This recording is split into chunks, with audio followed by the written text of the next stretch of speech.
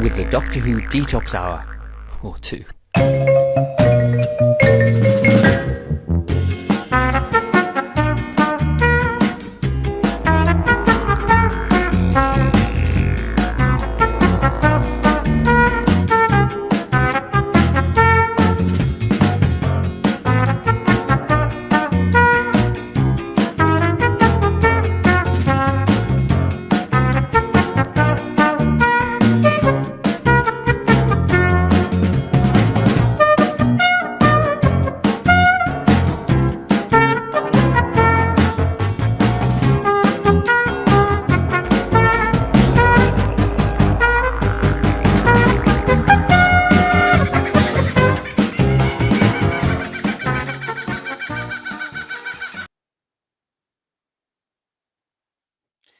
Well, welcome to the weekly Whovian Detox. We're back from Spain. Yes, I'm an hour later because I feel knackered this week, but we'll get back to normal, don't worry.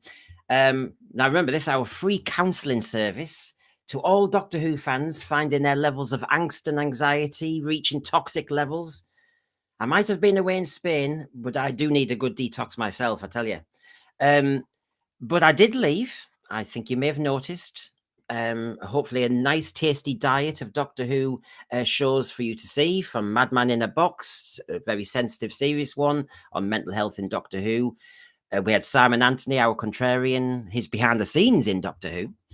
We had a great review with the Sontaran Experiment, and then we had a nice little whinge about RTD in the Saloon special, the usual. So if you haven't seen them, I think they're well worth it, so please check them out. And of course, you know, reach out. I'll get so many people writing to us now, wanting topics discussed or wanting to come on. Great. But please check your subscriptions. Sometimes they do click out again. Do repost for us. That's absolutely priceless when you do that. And spread the word. Thank you for that. And it just helps. But today we have a right royal mixture of nostalgia, surprises, and current news. So keep an eye on those toxic levels. And send us your thoughts in, I'm going to call it not the thread, the classroom, because you always get rowdy at the end. And remind me to launch the toxic siren off if we are venturing into dangerous terrain. So that's the setup for today. Oh, God, we've got some nice, tasty topics. But let's get everybody on because it's late. It's late in Australia. I've forced them to do a late one. So good to see fellow streamer, Dwayne. How are you doing? G'day. I'm good. I love hearing those kookaburras and the didgeridoo, but I'm a little bit concerned that I might be a toxic siren of audio. Oh, see what I did there? Do you know what? You're really on it now. Last time we were on, you were touching grass, and I was worried sick about you because you're on the floor somewhere. But yeah. So before we get going, obviously, I might have been in Spain and trying to do this recorded stream, but you've been busy as well. Yeah, I haven't been as busy as I normally have. The podcast has taken a little bit of a hiatus over the last couple of weeks while we prepare for our month of activity with some Doctor Who guests. Tomorrow in Canberra, we're going to be hosting an event with Janet Fielding as the guest of honour. And later on in the month in Adelaide, Sydney and Brisbane, we're going to be travelling around with Matthew Waterhouse. So getting lots of stories from him and his time as Adric. Yes, and he might tell you how to stream better. He might have advice on how to do well in broadcasting. Hopefully. Yeah, because you know what he's hopefully. like. Yeah. Oh, poor soul. And we've got Dan up there in Sydney, about to go nightclubbing after this. All right. Ta-da! Yeah, Dan said he's going to be the liveliest one of all of us tonight, today, afternoon, morning. At least for the next hour. Yeah, and I know that when I can see you flagging, I'll just say the word Peladon is a man fantastic, and I can see you perk up and we'll be full of it. And to fulfill the quartet tonight, we've got Boomer Doug, who always lives up to that name, Boomer Doug. We always have to mess with his volume. How are you? Hello. I'm out of the naughty corner now, and I'm back, and it's lovely to be back. Hello. Maybe you might be good to see you, Doug. You might need to be in another room. If your volume's too high, I'll send you to another room. I'm right next to the modem now. I suppose I could go out to the toilet. It's a good acoustic. If you yell, Doug. You're not near that megabyte modem. I'm not yelling. Yeah. I'll speak really quietly.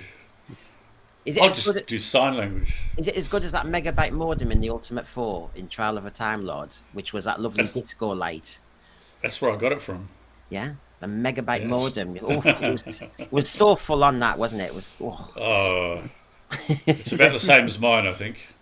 The internet's very bad here. I don't know what it's like with you guys, but it's almost as bad as dial-up, and I'm paying double. Oh well, I'm in the village of the damned. I mean, anything. That's true. That's true. well, thanks everybody for joining us, and we promise you a bit of everything, really. So, I want to start us off. The Aussies may not have seen this because, of course, it was on British telly, but they may have heard about it.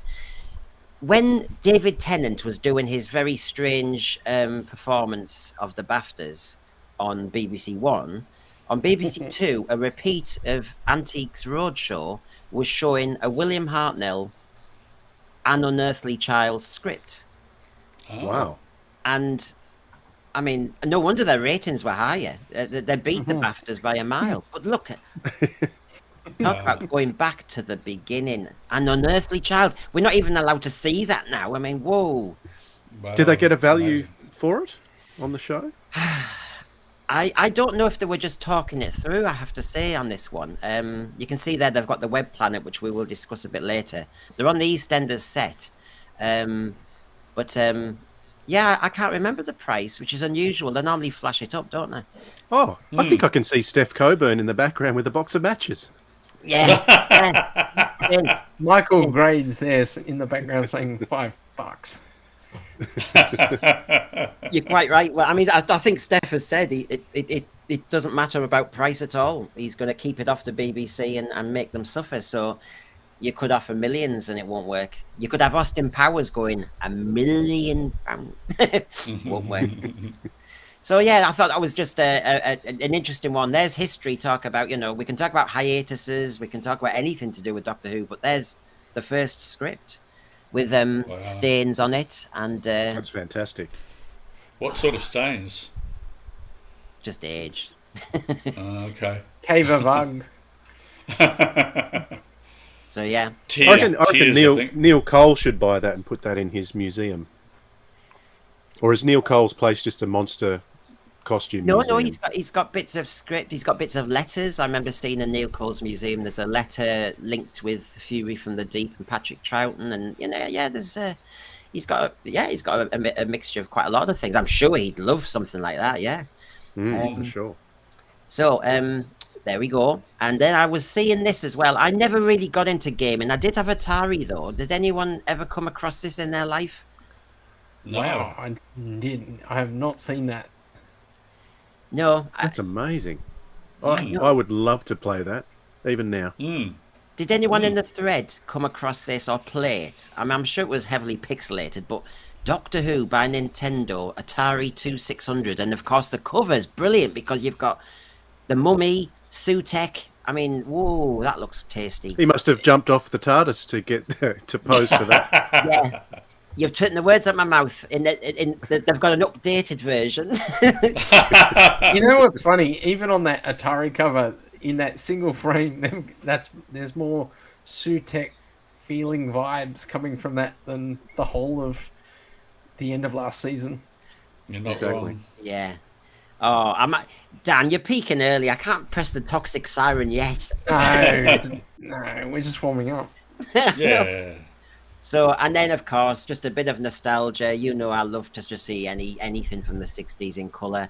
Good old Annika. Wasn't she gorgeous? Oh yeah, and has everyone met her? No. She's one of those. I mean, Katie Manning, as you know, is beautiful and cuddly and so charming with everybody.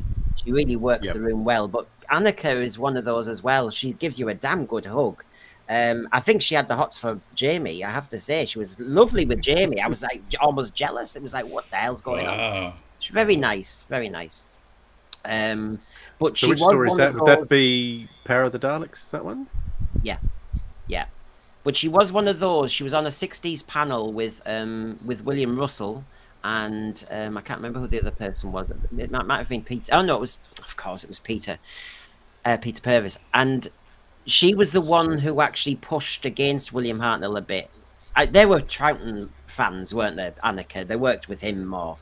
and she you know, she got William Hartnell at the end, and she was a bit negative or critical of William Hartnell, whereas William Russell wouldn't have that, and William Russell really said, nah, he was a professional. It was very interesting, but you know, we have our favourites. She's allowed to. Yep. And I just wanted to throw this one in. Planet of the Spiders. I mean, a giant web. Look at that. This did creep me out at the time. I just loved Planet of the Spiders. I still do. And actually, we'll have arguments later about the budget and hiatus and everything, but you look honestly at the picture, and the set's very basic. You don't need money. You don't. I don't think so. No. I mean, it's almost like play Absolutely school. not. Yeah, play school blocks, a bit of cotton wool, a giant model of a, I mean, come on. You need an imagination. That's what you need. And I just saw this one again doing the cycle the other day, and I thought, oh God, that when they do a model shot in 70s Who, I just think it just does something to me. That looks fab. So that's Titan, isn't it? Well, let's have a look. I don't know if what does everyone reckon on that one? An Invisible Enemy? Yeah, it looks a little bit different though, but the satin in the background there sort of gives me the idea that it is. Yeah. Do you know what? I'm not 100%. A bit of me almost wants to go Frontier in Space, but Well, what kind of fan show is this, guys? None of us know what the bloody thing is. I thought it was Frontier in Space, but I don't know. Yeah, but come on, chat. Give us the answer. Come on, chat. Give us the right answer. We've been dead lazy today. We just can't. It's late. Yeah, it's very late. I've been talking to neighbours. So anyway, what do we normally start with? We do normally start with your ups and downs of the time rota week, and obviously this is going to be no different. So just get ready.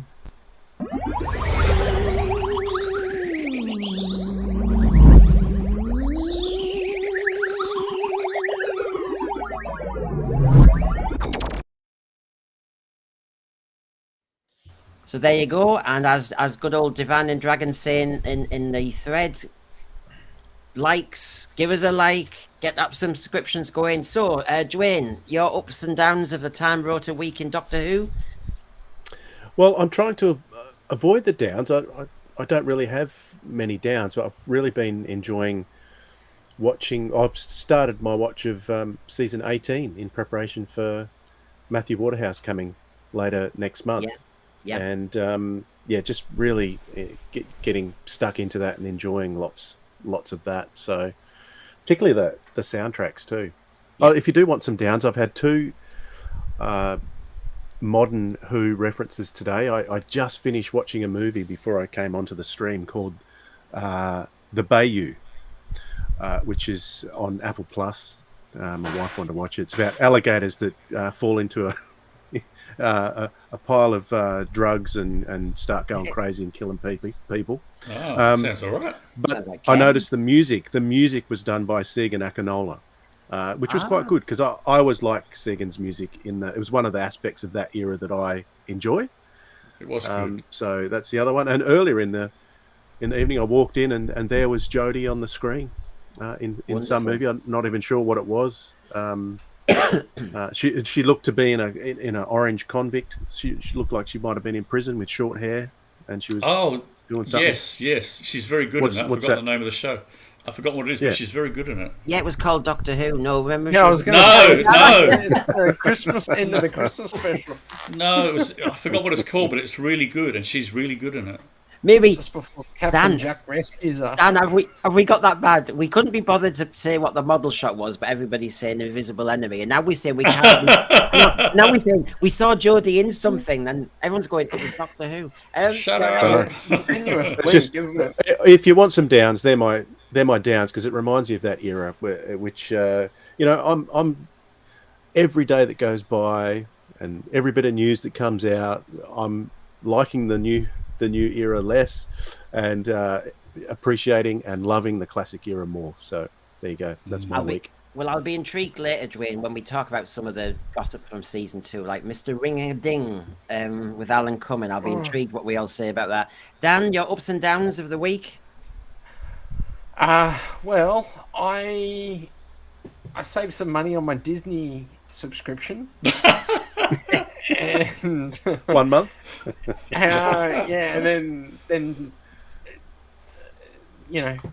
they bloody well leaked the well, you're going to spend that tonight when you go clubbing, aren't you? So you haven't saved money at all. Yeah, that's right. Yeah.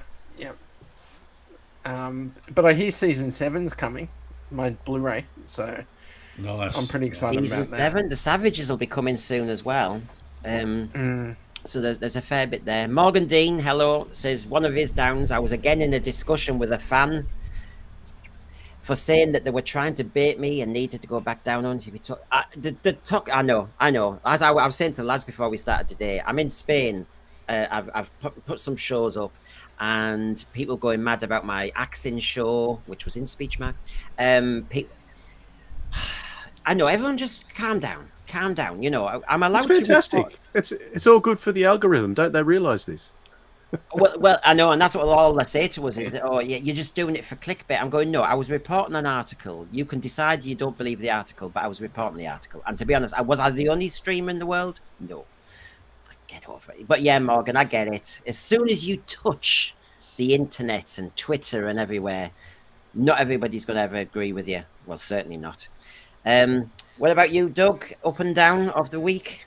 Yeah, well, one of the ups was your Madman in a Box special. Particularly hats off to Hugh, who was so candid and forthright, and really resonated with me for lots of reasons. Downs is what you guys have been talking about, all the kerfuffle about cancellation, and mind you, I jumped on the bandwagon too. I think I got all 20 people watch mine. But if you're a Doctor Who fan, you can be discussing something you heard, some whisper you heard.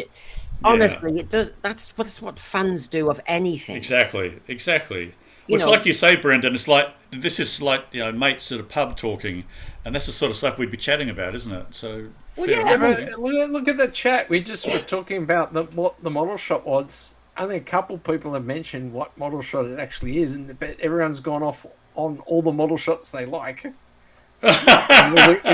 all the other episodes. I think it's two separate shows here. There's the chat and there's us, isn't it? There always is. And I've got some good shots later on from. It's because I'm not moderating. The Hoopettes had a good time in Spain, Paul. Yes, they did. They certainly did. And yes, I know. I don't know if the lads saw it, but I'll inflict it on it. I got exclusive footage of the regeneration of Ncutigatwa. And you got the rings and it's shocking. I mean, everybody, have your tissues at the ready. I'm looking for Rogue. What if he by regenerates? Oh, as a lifeguard. That's going to be my next role. I need to be in the next Baywatch movie. Perhaps my next move should be strictly honey babes. Babes, my life is in jeopardy. I kissed him in the G-spot bar. Honey, he did not like it.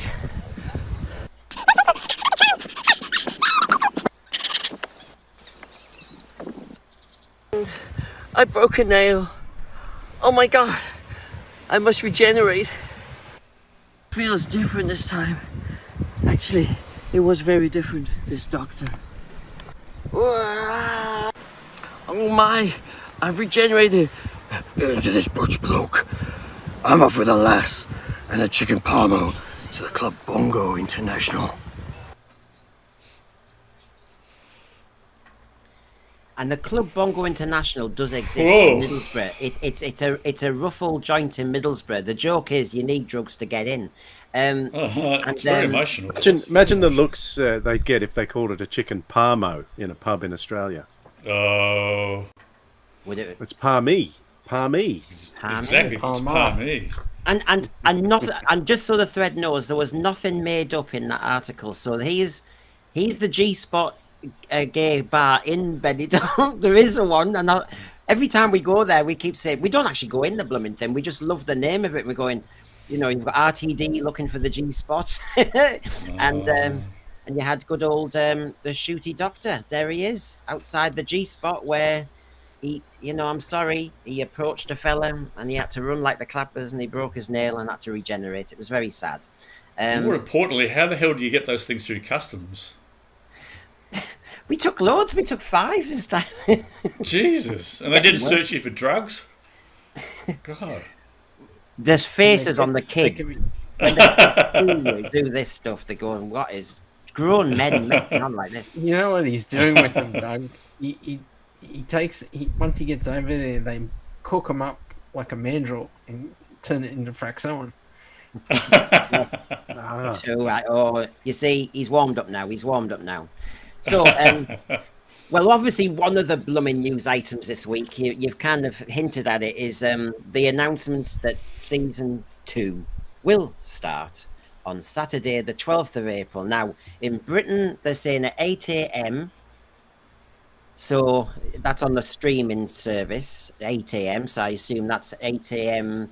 adds your time frame. So your tea time, isn't it? Or a bit later. Well, at that stage, it'll be 9 hours ahead. So it'll be 4 p.m. Is that right? Sounds about right, yeah. On a Saturday. 4 or 5. They were saying, there was a lot of people saying it was going to be 6:30 p.m. for us. And I thought, beauty. It's perfect. It's just like Doctor Who. Old times. When I was a kid. Yeah, same. So no, 5 p.m. If it's 9, it'll be 9 hours. So that'll make it 8 a.m. is 5 p.m. So you are almost getting a very classic British Saturday tea time Doctor Who. That's what you're getting there. Finally. Yeah. Yeah. Finally. Yeah. Can't wait. So you've got. And I won't be watching it. The Americans are going to have it late on midnight. Well, depends obviously where you're talking about, and I'll have to just avoid the 8 a.m. and wait for the evening one. Isn't that interesting? Just the thought occurs to me. So they're not so focused on the American market anymore then, because the consensus was that last time the time slot was favouring the American market. Yep. Now it's like, no, it's not working. Let's forget it. Interesting. In fact, I mean, there's been a rush of articles, and you're trying to have a holiday at the same time. But to be quite honest, I saw one article where I'm sure RTD's actually said we need to they're focusing on the British market. And I do think they have forgotten who the taxpayers are, and I do think they have forgotten who has stuck with this program throughout when it was, on its hind legs before the Americans and others discovered it. I know you've been around for a while, Australians covering it on ABC, but not all the world, not in the same way. So I do think they have to remember who is paying for this blooming program. And so I approve. Now, you can take whether it's good news or bad news. When I did the Bigenerates the other day, loads of people going on about the colour of the logo, which John Yulden, who's in the thread at the moment, said the same. People are reading, because we know of this LGBTQ agenda, and, we were discussing, as I might do on Sunday, I'm just trying to enjoy, hopefully, bits of it, but we all know that because it's, here we are. We've got, coming out of the TARDIS, LGBTQ in Doctor Who, blah, blah, blah. Susan was maybe neurodivergent, or maybe Susan was gay. No, sorry, she wasn't. It wasn't in the script at all. People are reading into this colour template and saying you've got pink and you've got blue, and pink and blue are part of a certain flag. Now, that's true. But equally, if you do a lot of celestial shots, you do get this kind of nebula colour, don't you? Well, red, green, and blue is in everything, isn't it? So if you take that approach, yeah. I mean, it's not the rainbow, thank God. But, it is just. I mean, what do you reckon, Drain? Does that look safe to you, or are you getting triggered, thinking it could be more? I'm not getting triggered. I'm just looking at the date, thinking, oh yes. It's going to be over soon. I know. You see, there was gossip that Disney might plonk it all on at the same time. Now, I've not heard anything about that. You've got the new character. We'll talk about her a bit later. But the other thing that happened, which could be an up or a down, is Jodie spoke. My God. I'm not going to do the whole thing because I did it on the Bigenerates and we've all kind of seen it. But obviously, it's interesting to get your angle, lads. But, you know, yeah, okay, she says, you know, people who are anti-Doctor Who or anti-her are louder than those who are kind.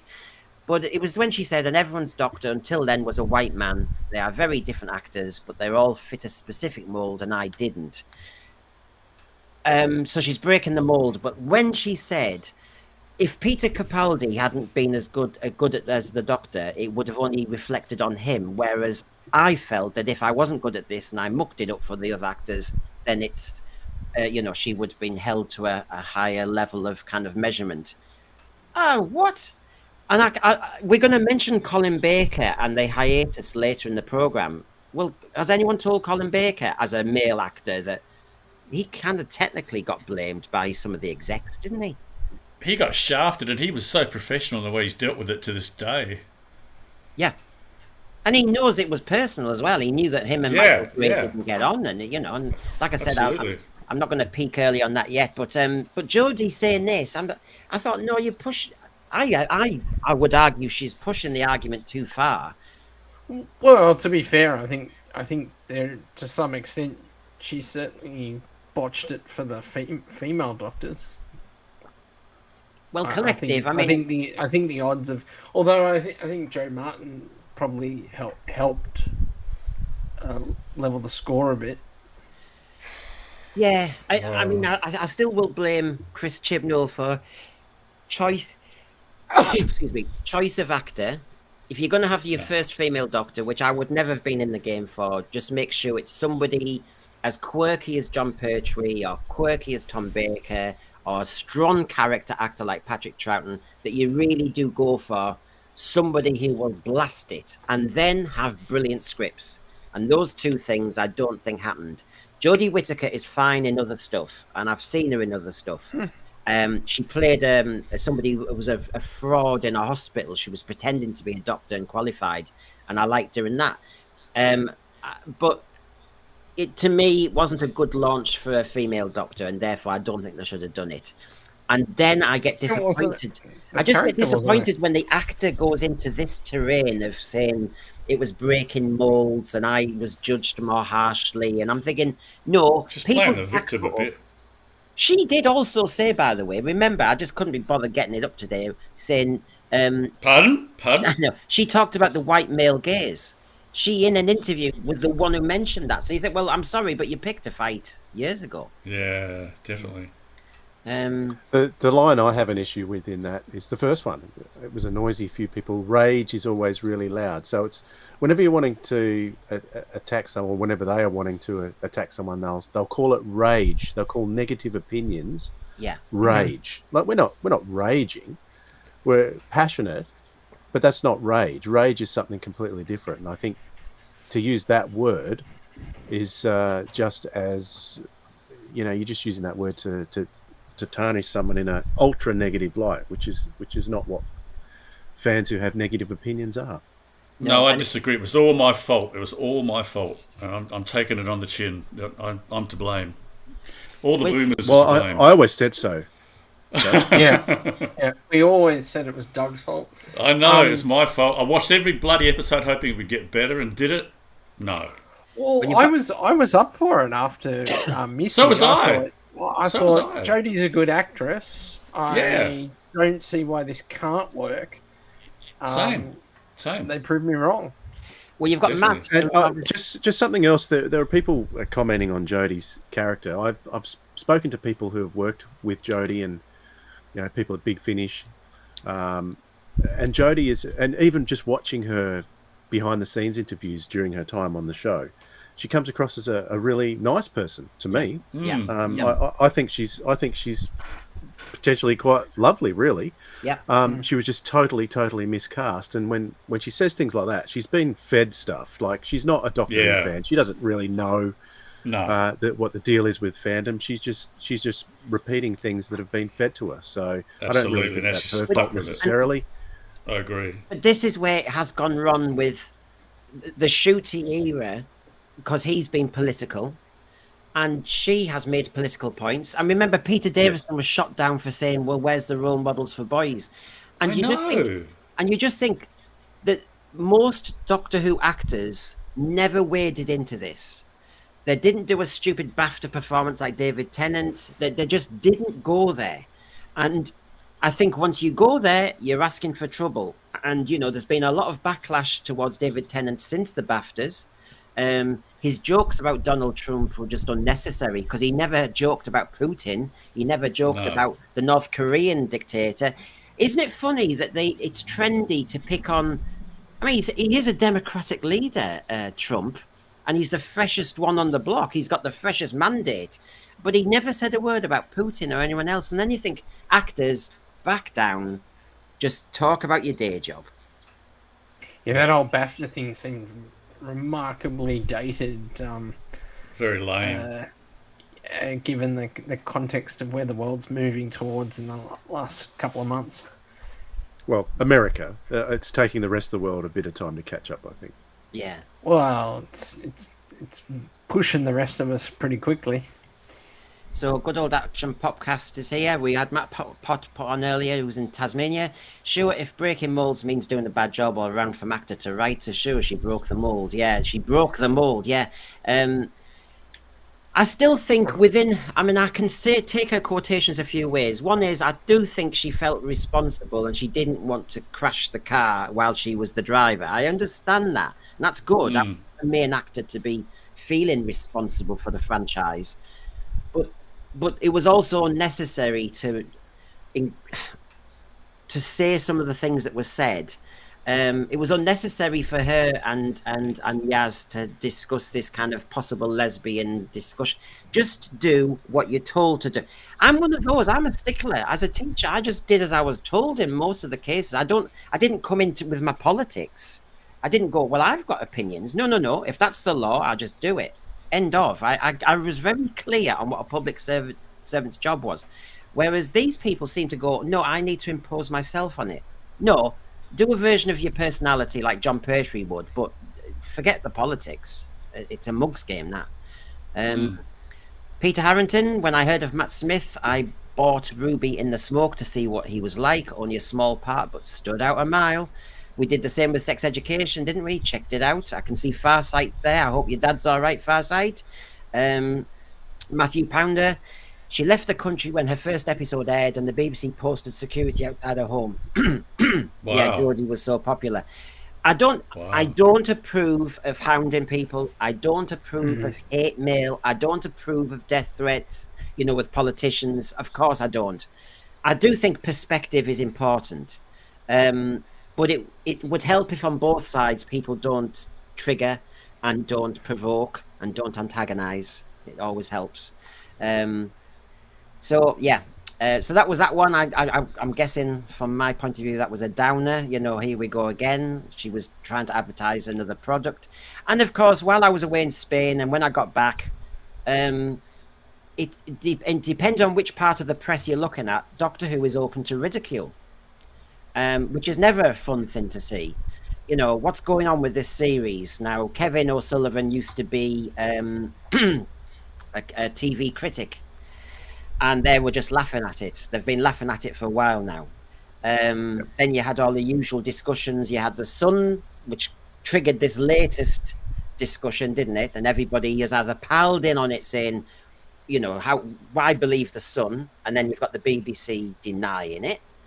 And I think both of those can be true at the same time because, no, we don't believe it's been axed officially or anything yet.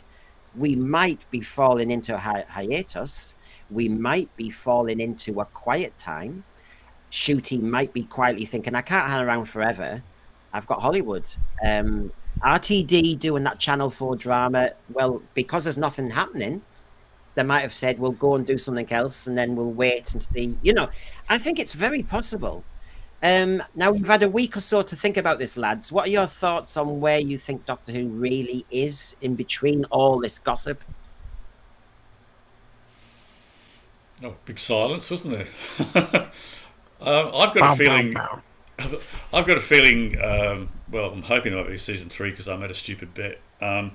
But I've got a feeling that Disney will dump it. I think it's pretty clear that Ncutigatwa has left.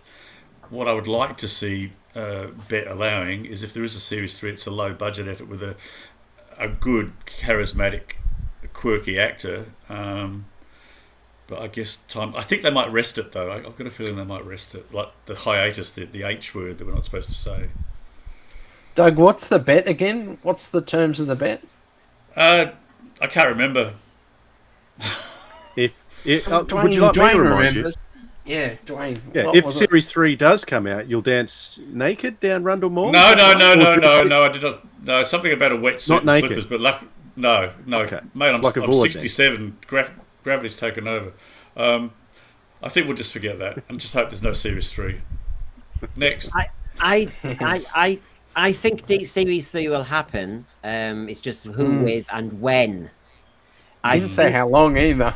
Yeah, I think we're slipping into a probable quiet patch because clearly the showrunner's gone somewhere else because nothing's happening.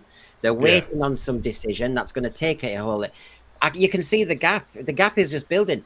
The hiatus we'll talk about later today in 1985 ended up being for 18 months. This is easily going to be an 18-month or more hiatus by accident.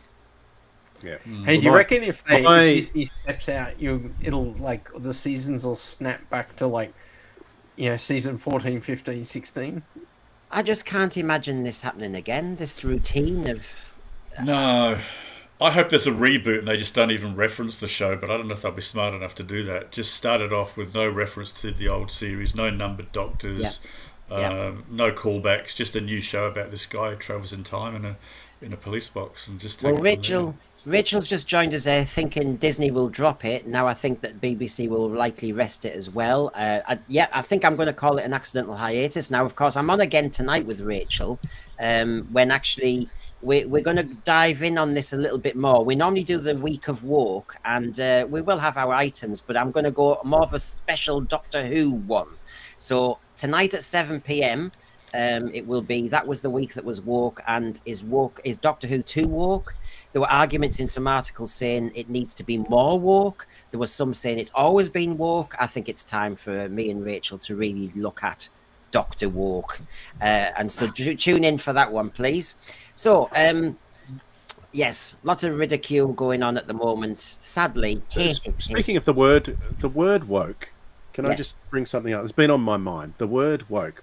A lot of people say, but woke's not even what that means. You don't know what it means saying it like that. Well, I could quite easily say, well, I could say the same thing. Well, gay doesn't mean that, does it? Exactly. Because I used to sing songs at school with the word gay through it that meant something completely different. So words change, and woke has definitely changed. Yeah, well, look at the Flintstones song. We're going to have a gay old time. I mean, they changed it briefly too, yeah. Yeah, I was tuning in as a little kid. They did. It was great old time. I was watching the Flintstones, and when it said a gay old time, I thought I was going to watch a cartoon queer as folk. No. Yeah, you're right, Dwayne. Words change, and having been an English teacher, they're supposed to. That's why the English language is so strong. So when people do that, yes, I know what woke meant. We all do. None of us are stupid. But woke has changed meaning. And to be honest, it's for most people now, I think if you say the word woke, it's a very useful word to use because it's a shortcut for showing a negative, to be quite honest. Yeah, it's an umbrella term. Just like boomer, Doug, hey? Yes! I find it offensive that the word boomer is used as a derogative term. When I'm a Gen X, no one ever mentions the Gen Xers. It's always boomer, that's it. We're all in the same category. It's funny to say that. That's why I sort of took on the name. Well, originally it was just because I didn't know any better. When I had a YouTube channel, I used my full name, which apparently you're not supposed to do. I might as well put my address in there. And it came about because I made a couple of comments in somebody's forum and was shot down with the term boomer. And then to top it all off, one family event, my daughter just went, okay, boomer. I thought, okay, I've got to make this a positive. So you're spot on, Dwayne, absolutely. Well, let's all be positive. We've got some really interesting ideas about the hiatus, non-hiatus, the cancellation, the non-cancellation. So first of all, we've got Paul here. I really don't think we'll be granted another hiatus. Despite how we fans feel, the show is only a very small cog in a massive BBC wheel. But Paul, we keep getting told how much money it's making for Wales, BBC. We keep getting told about the merchandise, although when we go to Forbidden Planet, we see there's only one porky shelf now. Matt Pott has this interesting idea that we'll do a new pilot to shop it to the networks, similar to 96, but it won't happen overnight, but it will happen. So in the meantime, RTD can go to Channel 4. Shooty might leave, hence why they've possibly made a regeneration scene. As Crimpline was saying here, I think there won't be a season 3. You're more pessimistic than me there. BBC Studios will rebrand seasons 1 and 2 as series 14 and 15 in order to sell the whole new Who package to a new streamer. Next would be... Oh, God. Can we just stop doing that? Just stop numbering them. Well, yeah, how many times is he going to reboot it? I mean, we've technically had season 1 3 times. You know, come on. No. So, yes. Now... On the new season front, though, we have obviously had we're going to see Belinda Chandra. Now, we'll come back to that later. Now, I was showing you what was in the magazine, and we're still on what's up and down in the the Doctor Who week. Are we still on that? Doctor Who magazine used to be something I really desperately look forward to. But as me and John Daly keep saying, and we're going to do a show on it because he's stopped buying it and he's bought every single one since weekly number 1. He's got every one and he's cancelled his subscription. And it's partly because of all this sort of stuff that's suddenly getting imposed on it. As John Daly will say quite rightly himself, Doctor Who magazine has turned more into a propaganda pamphlet than it was just a love of Doctor Who. Waris Hussein is a great director. We all know that. And we were lucky to have him in early Doctor Who. But his sexuality is nothing to do with the quality of the Doctor Who at the beginning. That's a by thing. You know, that's something different. Exactly. You know, whether I do a good stream or not has got nothing to do with the sexuality thing. But what do we do a pamphlet because it's special month? It's silly. It's an imposition of something. It's not there. It's not in the narrative. It's not in the context. The only thing I'll grant Waris Hussein, but he can hold his own, which is basically at the beginning, it must have been hard for him, number 1 being Asian and number 2 being closet gay in the BBC in the early 60s. And I grant that must have been a hard time. Apart from that, what's it got to do with Doctor Who? He's looking good. How old is he? He's looking good. I know. What should be looked up to with Waris Hussein and Verity Lambert is their age and their determination to they're pioneers in television, and absolutely that's what's as creatives, that's what they should be looked up to for, not for their sexuality. It's just not important. And it shouldn't be. And we really should push back on labels. You know, Jodie Whittaker, whether she's the first woman doctor or not, was she a good doctor or not, should be the argument. Exactly. Ncutigatwa, whether he's the first black doctor or not, is irrelevant. Is he a good doctor or not, is the argument. And exactly. The world has gone mad with this discussion. God, what did you say, Dan? Here we go. It's not the Come first on, black Dan. doctor. Joe Martin is. Yeah, well, that's true. That's true. Lenny Henry, thank you very much. Oh, Lenny Henry. Come on, yeah. He's the first gay doctor. Or is he? Or is he? Oh, I'm sure he is. I'm sure he's going to find more trouble ahead. And so we're going to see more about this Belinda Chandra. And I will mention a bit more later. So our next cab on the rank, which we normally discuss, is our... I can never say it, though. I'm going to have to change it. My Vox Pops in the Vortex. So get ready.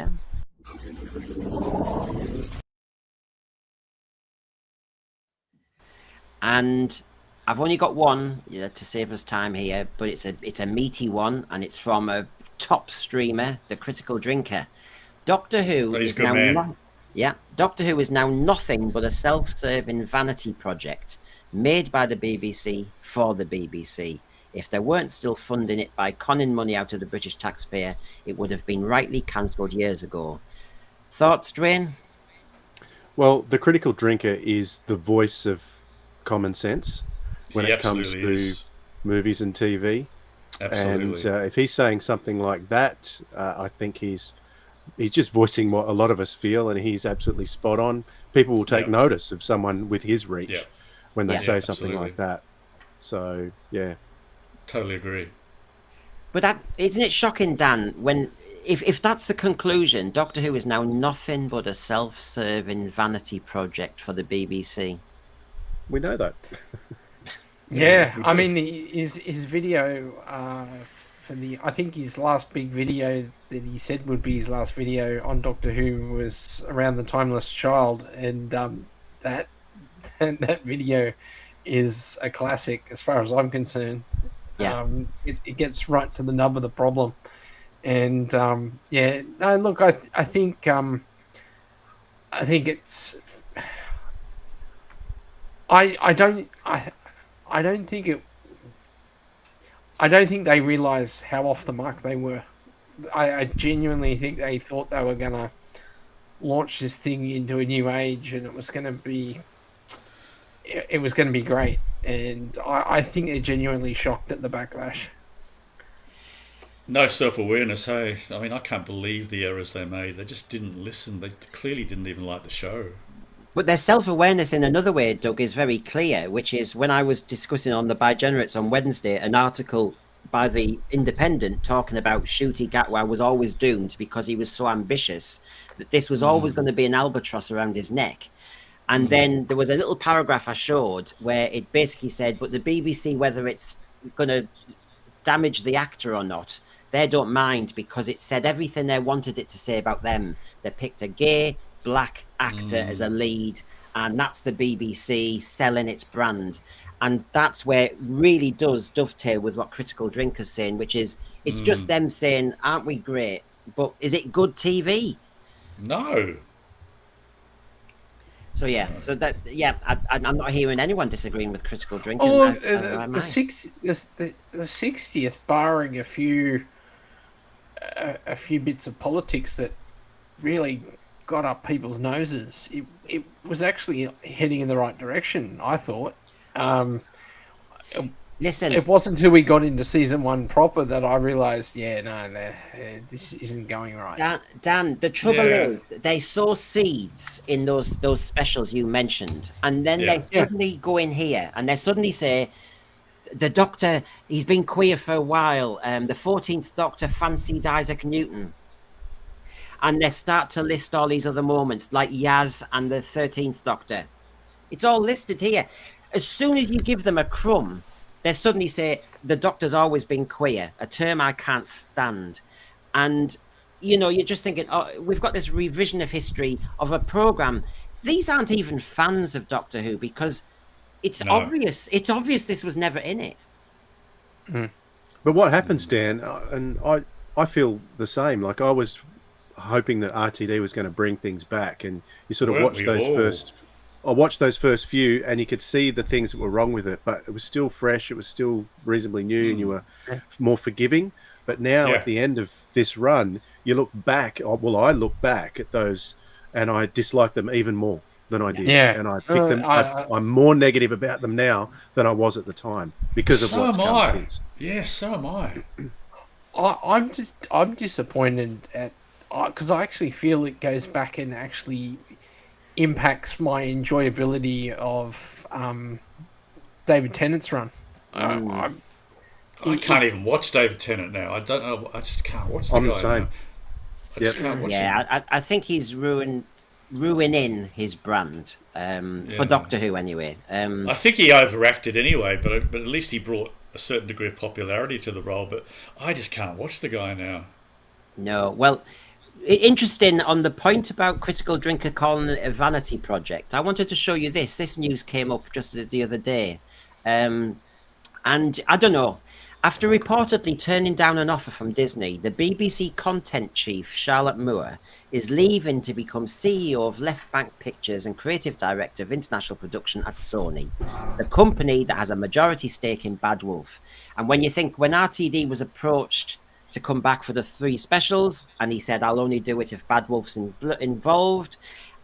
Julie Gardner's given an interview at the Galley One convention in LA saying she's responsible with her relationship with Disney, and they would have called this the old boys network if it wasn't for the gender difference. It's like a But am I saying something that's not unusual, as in it's the media and, you know, you backslap and help each other out? But it is a vanity project. You do all the right things, whether it gets good ratings or not, and then you move on to somewhere else in that company, but you make money. I don't know. I think this is interesting. RTD a few years ago said something about that he thought the BBC was on the way out. I seem to recall that comment, and so he went off and formed Bad Wolf with Tranter and Gardner, and then this person here is leaving the BBC to go and join another corporation. So are they all reading the writing on the wall and going, yeah, the BBC's going down, we better go and find ourselves a better paying job, more secure job? It baffles me. Like, I saw comments from RTD and Julie Gardner recently talking about the commissioning and the challenges with the streaming model and stuff. Yeah. Meanwhile, while they've got pending stuff happening, if you believe that it's still pending, with a streaming platform, and they're openly talking about how the model's not working, and RTD then says, I hope it does die in the ass. And you're just going, well, like, how can you have that position and think that you can have a business relationship with these companies? You know, if I said stuff negative about my company, I'd be classed as insubordinate. They seem to, but this is what I mean. That when I did that article last year, when RTD says he only works with people who agree with him and he respects, so nobody will question him. It's even bigger than that, isn't it? Because everybody ends up working with the same people somewhere else, but on more money. You know, if you're working for the BBC, it's still a public service, so the wages are at a certain level. But then you do the same again. It's interesting that Doctor Who started in 2005, and they decided, as part of this devolution kind of virtue signalling, you know, let's keep the Welsh happy, let's keep so-and-so happy, that they did it in Cardiff. And as you know, it then took off in Cardiff, and it was popular. And so that kind of industry there built. But Julie Gardner and all them were working for the BBC. Suddenly, RTD leaves, and they leave, they go, you know, and then they come up with this company, and now all of a sudden they come back and they're doing the same thing. But of course, they have to do the DEI tick box and have to do various things, and then everybody gets the contracts. I don't know. There's something about this that where, as usual, it feels like the media lovies are forgetting that it's supposed to be about entertainment and not about a CV of, oh, I picked the first Black Doctor and I did this and I did that. And they go, oh, I don't know. It grieves me. But let's cheer ourselves up. Right. On this day, in 1981, we had episode 1 of Logopolis. There you go. There's a cheer up for you, everybody. You know, Dwayne, I mean, is this a go-to one for you, or is this, you know, do you save it for special occasions, or is it you know? I wouldn't say it's a go-to, but I usually try and watch that trilogy, Keeper of Traken through to Castrovalva, the way it came out in the DVD box set. I watched them in that order, and I recently had a flick through this when I was ripping my Blu-rays onto a hard drive, and just watching the special effects on this. They're pretty cool. I'm not a purist, so I don't need to watch the original how it was. I like watching with the special effects, because that other option's always there, but the special effects always do it for me. So yeah, there's just something about those 3 stories, and the Logopolis is a great one. Awesome use of the TARDIS. We still never get in the whole history of Doctor Who stories set pretty much in the TARDIS, which is lots of scenes in the TARDIS in Logopolis. Yeah. Well, there's a lot jumping around. I'm trying to keep up with a few things at the same time while we talk about Logopolis. So just before I get too far behind, we put Charlotte Moore up. I don't know much about Charlotte Moore, but Toonami says, to be fair, because I worked at the BBC in the 90s, Charlotte Moore, I have nothing but respect for her. She has made some fantastic decisions on programs, and I helped her back in 2023 get Gladiators back on TV. Right, okay. I want to be fair there. Geraint Williams is laughing because I said the comment, keep the Welsh happy. It's devolution. You know how it works. They give money to Belfast, money to Glasgow.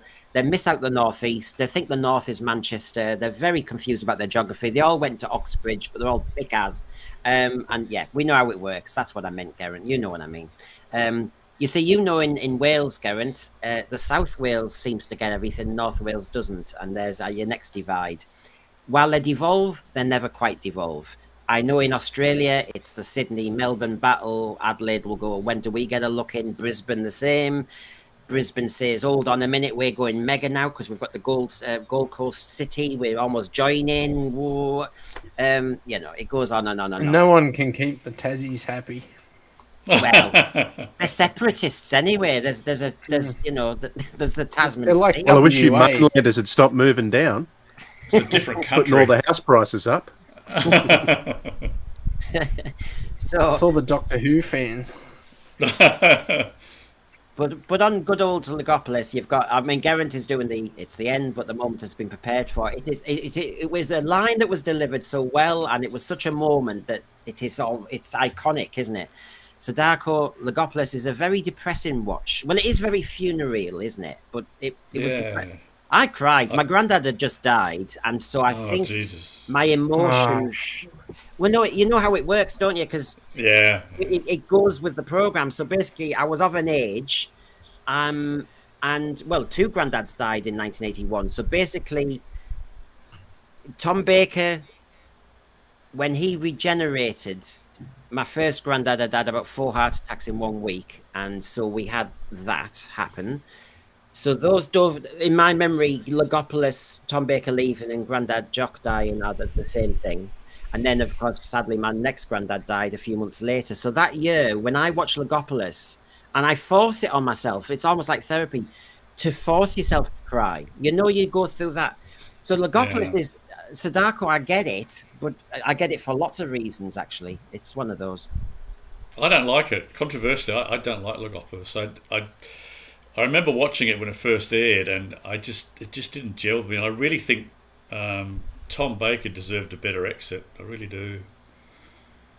He could have broken a nail. Exit. Yeah, but I just think it was a bit naff. I'll have to give it a rewatch, but I haven't seen it for at least 20 years. It's just no pleasing some people. No. You look at this. It looks as though he could have been in the Watcher. I mean, the Watcher's intriguing. They've never gone back and done another Watcher. I mean, RTD loves to do his Tinkerbell fairy dust of every regeneration. I didn't like the Watcher either. But they've never done the Watcher. I mean, he does look as though he's from Spandau Ballet or something. But it's interesting. But when you really look at the Watcher, when I was looking at the photographs, this could be quite a grim character that does come back. Yeah.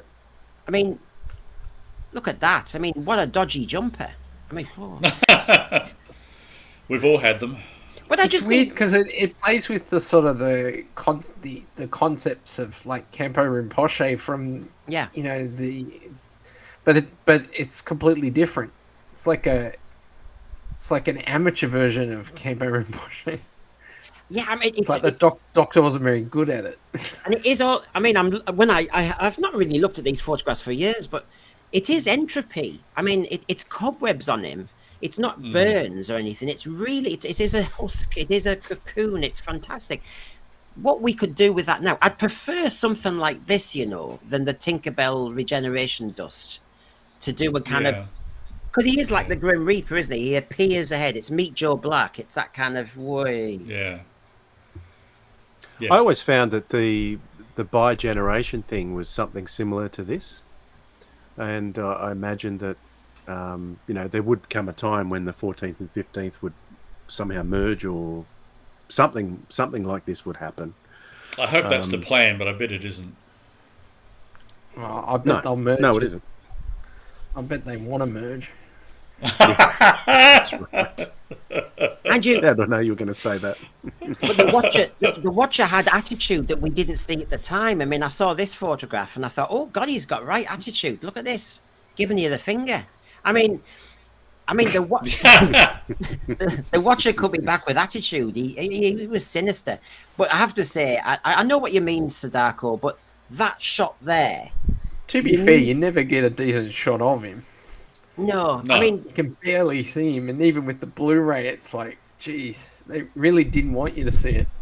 I do like that shot on the bridge, though. I kind of like this kind of what's going on, and you didn't know what Tom Baker's doctor was saying to him.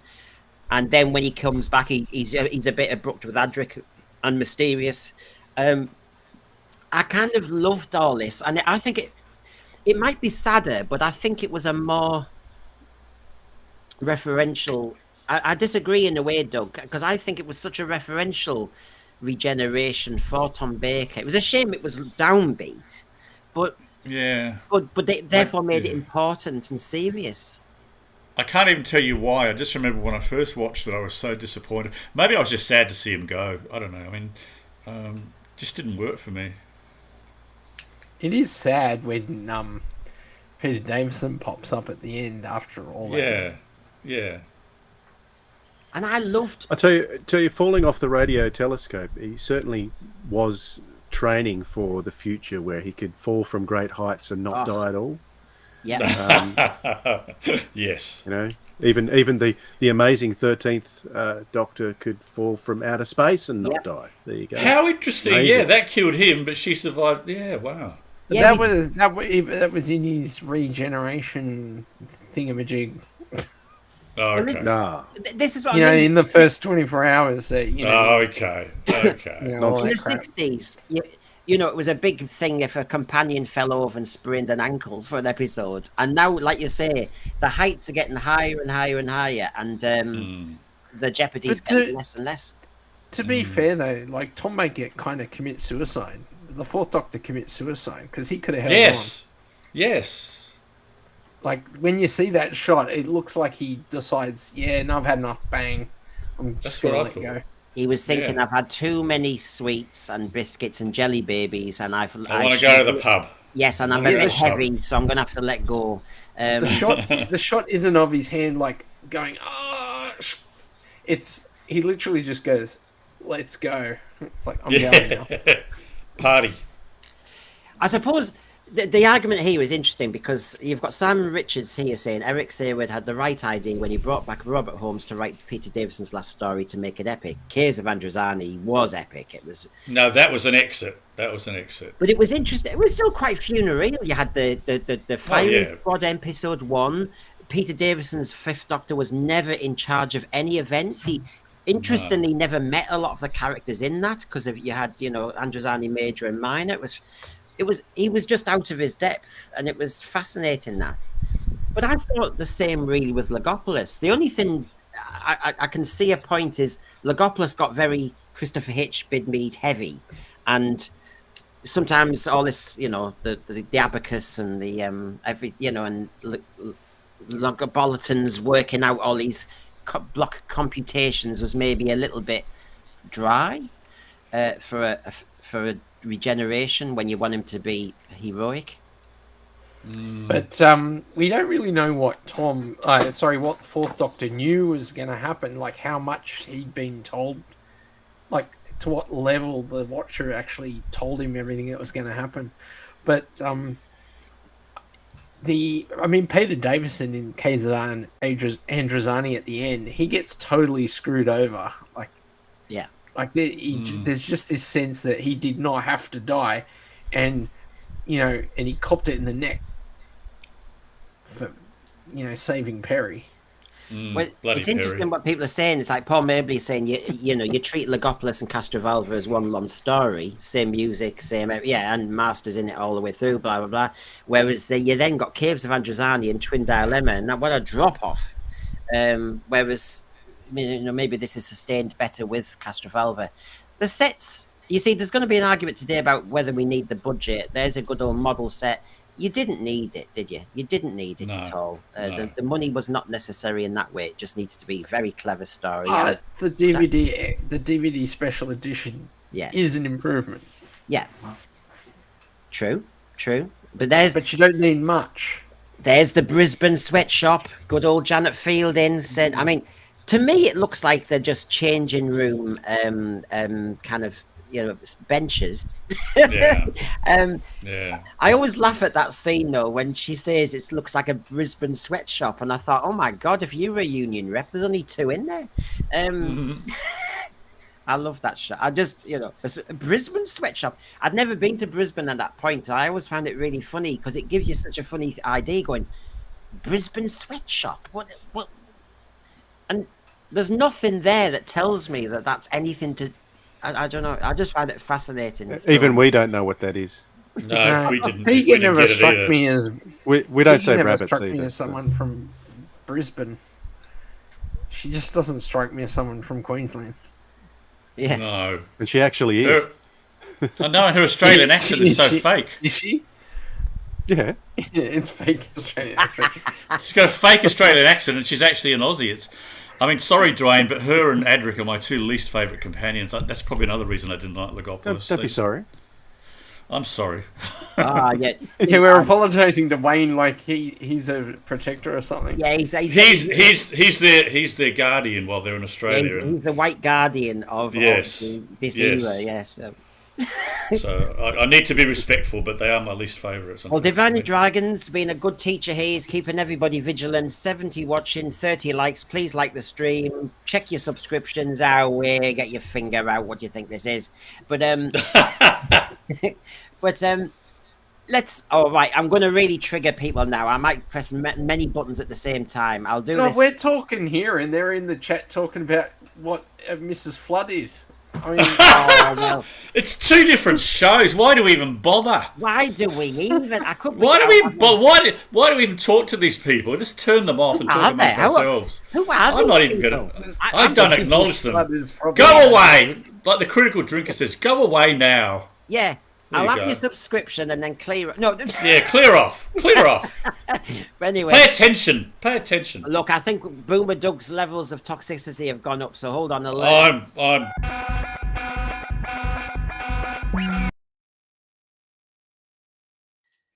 Yeah, I just had to kind of, lower the temperature there.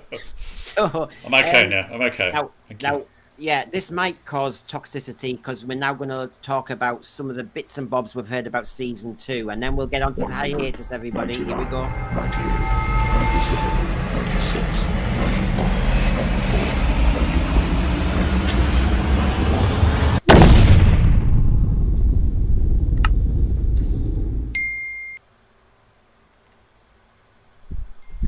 Another hint. There we go. We've done enough hints. Right. So, yes, season 2. Well, we've mentioned the dates, and I'm not one of those who goes, oh my God, what an amazing poster. That tells me so much, because actually it tells me absolutely nothing. It's a non-event poster to me. It suggests darkness, though, tells you it's the 12th of April. It tells you something. Yeah. To me, it suggests they're going to be more serious, and it's dark and sinister and all the things we want it to be. It's going to be so good. I can't wait. Yeah, and then other people were saying that's a very, very flat pink logo. No, I've seen, and I know. So yeah, I can't say that excites me like the Chris Eccleston thing did. There's your confirmation. Saturday the 12th, 8 a.m. on BBC iPlayer, and later that day on BBC One, and obviously different streaming services elsewhere. Now, this one has got lots of people talking in good or bad ways. In good or bad ways. So let's just kind of remind everybody, Alan Cumming will be back again as a guest star voicing Mr. Ring-a-Ding, a happy, funny, sing-along cartoon who lives in Sunnytown with Sunshine Sally. Imagine, she sounds like she could be a rough one. I'm sorry, I just have this horrible vibe about Sunshine Sally. In 1952, after years of repeats in cinemas, he looks beyond the screen and sees the world outside. It's been confirmed that Alan Cumming will return to the Whooniverse, this time as Mr. Ring-a-Ding, who we saw clawing his way out of the trailer. The character is described as happy, funny, sing-along cartoon who lives...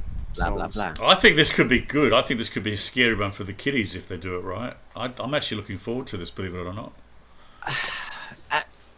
I'm in the minority. I'm concerned it's like just to give one of the DVD animation crews a job making some cartoon-based Doctor Who. Well, it probably is. They've closed down, haven't they? The people that did the special effects for Doctor Who all closed down now. So yes, the mill. Probably is what the mill. So it probably is to give them a job. You're probably right. I have a real soft spot for Alan Cumming, actually. I do too. I like the guy. He's a good actor. I really enjoy him as host of the Traitors US. I don't know if you've ever seen him do that. Yeah, he's good. He's very good. Performance. It's really fun. He's probably my favourite host of all the different Traitors series. And of course, he was in the Air Zone Solution all those years and years ago. Back. I liked him as Boris in GoldenEye. I am invincible. And he was in one of the X-Men movies. He was very good in that too. Yeah. But look, come on. I mean, I am. It might be a great special effect, and he might play it terrifying, as the quote suggests. You know, Mr. The title. I'm trying to get my head around being a teenager again when you're fighting the fight of pretending. You know, when people are slagging off Doctor Who, and you know you're holding a resolve. Mr. Ring-a-Ding and Sunshine Sally makes it just sound like, oh God, what you doing? You know, Sutek as a name sounds much more sinister than saying Mr. Ring-a-Ding. Yeah, but isn't that the point? He's meant to be like this child's character that turns dark. I think you're not wrong, but I think that's quite deliberate. My other concern is, and I'm why isn't he wrong? He's about to tell us. That's why. Yeah. No, my concern is, I remember watching the Phantom Toll Booth, where you go from live film to animation. But that was a kids' movie and kids' story, and you went into that kind of Doctor Seuss world. I didn't like Who Framed Roger Rabbit, that style. Yeah, exactly, Dwayne. The Phantom Toll Booth, brilliant, loved it. But this blurring of edges, which Doctor Who keeps saying that, I just get concerned that a cartoon character comes to life. This is a bit giggle. You know, we had the first doll, didn't we? I've forgotten his name now, actually. Sticky Bill. Yeah. Sticky Bill. It's almost RTD has been so fast at writing his scripts. He's almost gone back on that one. You know, I need a kind of what looks like a simple character, and he comes to life. I don't know. Yeah. I think it's going to be a classic, and we're going to be talking about it for years, and you're going to eat your words, Brendan. I know you. Well, I've actually I've made a decision. I don't know if I'll stick to it, but I've made a conscious decision to not watch the series this time, because I find the reviews much more entertaining, particularly Disparu. So if it ever gets cancelled, I'll be very disappointed. I'll never see another Disparu Doctor Who review, which I love. He does go to town. Yeah. I must admit, it is a buzz when we all do the reviews, aren't we, in all the different channels? Because and I know a lot of people do say that they're not watching the show because they don't have to. They'll just watch everybody's reviews. Unfortunately, because of the taste of the series, you can imagine they're very kind of edgy reviews from everybody. But yeah, I don't know. I just can't get my head around that this is Doctor Who in 2025. But this is the issue when we come to the hiatus. This will have cost a bomb to make. Yeah. And I'm not even sure how necessary it is to scare the kids in this way when you could do it with some cobwebs and a giant spider. You know?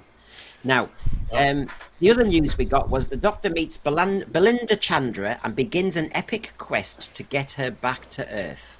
But a mysterious force is stopping their return, and the time-travelling TARDIS team must face great dangers, bigger enemies, and wider terrors than ever before. Sounds original. Companion-centric arc again. He has to get her back to it. It's like Tegan moaning, "Where's Heathrow?" Yeah. Same old, same old. I've tried to decode this into a kind of, you know, sometimes a good narrative just has a simple thread, and it's not overcomplicated. It's not complicated, is it? She wants to get back to Earth, and he can't do it because of a mysterious force. And then you think, oh, is she going to do a Tegan? Because she says in an interview, doesn't she? She's an equal to the Doctor, because you always have to be now. Nobody should be an equal to the Doctor. That's the whole point. ridiculous. Well, I mean, every Jesus. time happens Ed, to me every time when I mention anything from season 2, doesn't matter who are my panelists or who's in the thread, it just feels flat, doesn't it? I'm not seeing you all going, you know. No, I don't think we've got enough. I mean, I'm just hanging out to see the Doctor in his blue dress. They've won me over. I'm going to buy a rainbow T-shirt tomorrow. That's it. I'm just going with the flow. I'm going to enjoy it. Okay, what about this then? Aren't you excited by this? That we've got Christopher Chung in it. And if you're a fan of Slow Horses, I've not watched it. We've got Chris involved, and isn't he Australian? He brings all. He's very good in that, but why is he wearing lipstick? He brings all of his strength and style and talent to one of the darkest, toughest episodes we've ever made. So that word dark again. As for whether Cassio is an ally or an enemy of the Doctor, you'll have to wait and see. Okay, whatever. Now, that sounds all okay. But then on Instagram, RTD wrote this. Nuke the place from orbit. So happy to get Chris on board. He's playing a tough trooper who finds himself. Ah, well, you'll find out. But this one's brutal good luck trooper 1. Finding himself, I think, is what triggered me. We might be having a gay old time. Fantastic. Maybe not. Look, number 1, you've all come across Chris Chun, have you? I haven't. Yeah, he's a good actor. Right. He's very good in Slow Horses. He's excellent. I didn't know he was an Aussie though. I think He's got quite a pout going there. Yeah, he's very pouty. Yeah, so if you've got Shooty twerking and him pouting, I think I know we'll be going to that Sandrum Hotel nightclub next door, and there'll be no. And then Rogue will pop up and they'll have a threesome. I can see it now. Oh God, that's why you need the intimacy coordinator. So I don't think Brendan went to Spain. I think he just went to the Sandringham Motel. No, you know where I went. I went. That's what Doctor Who fans would do. They just go to Doctor Who locations. That's where I only saw the puppets actually, Brendan. I saw the puppets. I didn't see you anywhere, so I think Dan might be right. Well, yeah, my hand's somewhere, but but yeah, I probably found RTD's G spot, the puppet. But anyway, right, okay. Yeah, people are not enthused. Now, what am I going to do? Season 2, you can see people are going. Where's the monsters? Well, he promised some monsters, but yeah, he said it'd be dark. Now, these monsters, on this day, well, around about this day, one's a day before, we had the Web Planet, the episode Escape to Danger. Now, this got 12.5 million. And by the way, the Logopolis one got 7 million. 5:40 p.m. Now, the Web Planet, as you know, is quite notorious with Doctor Who fans. You either love it or hate it. I was going to say Marmite, but because it's Aussies, I'll say Vegemite. I mean, you know, yeah. Where do you stand? I like it. But see, I'm old enough to remember when it was first telecast, and I actually do remember, I think I was 7, talking in the schoolyard, because the Zarbies were great. They were very popular. I know it doesn't stand up terribly well now, but they were trying something unusual. Yeah. It's a hard slog, though, of course. I mean, I think I fast-forwarded the last 2 episodes, but I can actually tell you, hand on my heart, that when it first came out, it was incredibly popular in the schoolyard, and the Zarbies were briefly as popular as the Daleks, but it doesn't hold up, obviously. Yeah, I mean, while I do find it a struggle to watch the 6 episodes, I must have to say this is why Doctor Who became a success, because they kept pushing the boundaries, experimenting, and for every experiment that works, you get one that doesn't work. I get it. Exactly. And that's why Doctor Who kept going, because it had such an imagination. It just didn't have the budget. That's all. Yeah, and also remember that when this first came out, they were on tiny little TVs, really poor picture. I mean, look, it looks crap now, but on your tiny little TV in your lounge room, it was really scary. We didn't think in a million years we'd still be talking about it 60 plus years later. No. So we have to be careful when we look at it. We need to view it through the eyes of a 1960s television viewer, to be fair. What were you going to say, Joanne? Sorry, Dwayne. Oh, that the whole thing is very queer in the proper sense of the word queer. Yeah, you're right. You are right there. Yeah. I was going to ask Brendan if that article that he had arguing that Doctor Who was always gay is do they cite the Web Planet as evidence? I bet they do. They don't, but they touch on to start with an earthly child, and then it does mention it mentions Yaz and all the rest of it. There's a massive gap in between. It mentions the image of the Fendal. What the hell? Sorry, I just saw that photograph. It mentions Stones of Blood, the lesbian, Vivian Faye and that. Oh, it's talking about, it's really grasping at, I would have thought, straws, really. Yeah. And if you want gay representation, which I assume is what the article's going on about, you want better representation than a half guess and a crumb on the floor. Come on. Come on. So, no, I mean... What have I started here? I love the Web Planet. I'm of the era where those 10th generation VHS copies were floating around fandom, and you watch it, and the screen would sort of go like that, and the tracking would be all off, and the sound would distort. So it was really quite a trip watching the Web Planet on a 10th generation video copy. So that's something I'll never forget about it. It was quite a shock to see it clear. Yeah. Let me just get rid of that for some reason. We had a techno there. I love a bit of techno going on. It's always good. Sorry about that, Dwayne, as you were talking. I thought it was a comment. SG, one of the Zarbi runs into a camera. We love that. I know. I mean, that's great. It's a hell of a, as the actor, you can see the picture of the actor. He's got his two legs there, but he's got this massive thing. And yeah, where's my tail? Where's my... yeah, I mean, it's hard. But the Menoptera flying scenes... they are amazing. They're incredible. Yeah. If you look closely, you can see the wires. But if you just sit back and just let it just let it flow over you, you just become part of that world. It's incredible. I think so. Absolutely. I think I always tell the young'uns just pretend you're watching like a stage show or something, and just go with it. There is a lot of love for it. You've got Morgan Dean. I love the Web Planet. Peter Venkman. I enjoyed the Web Planet.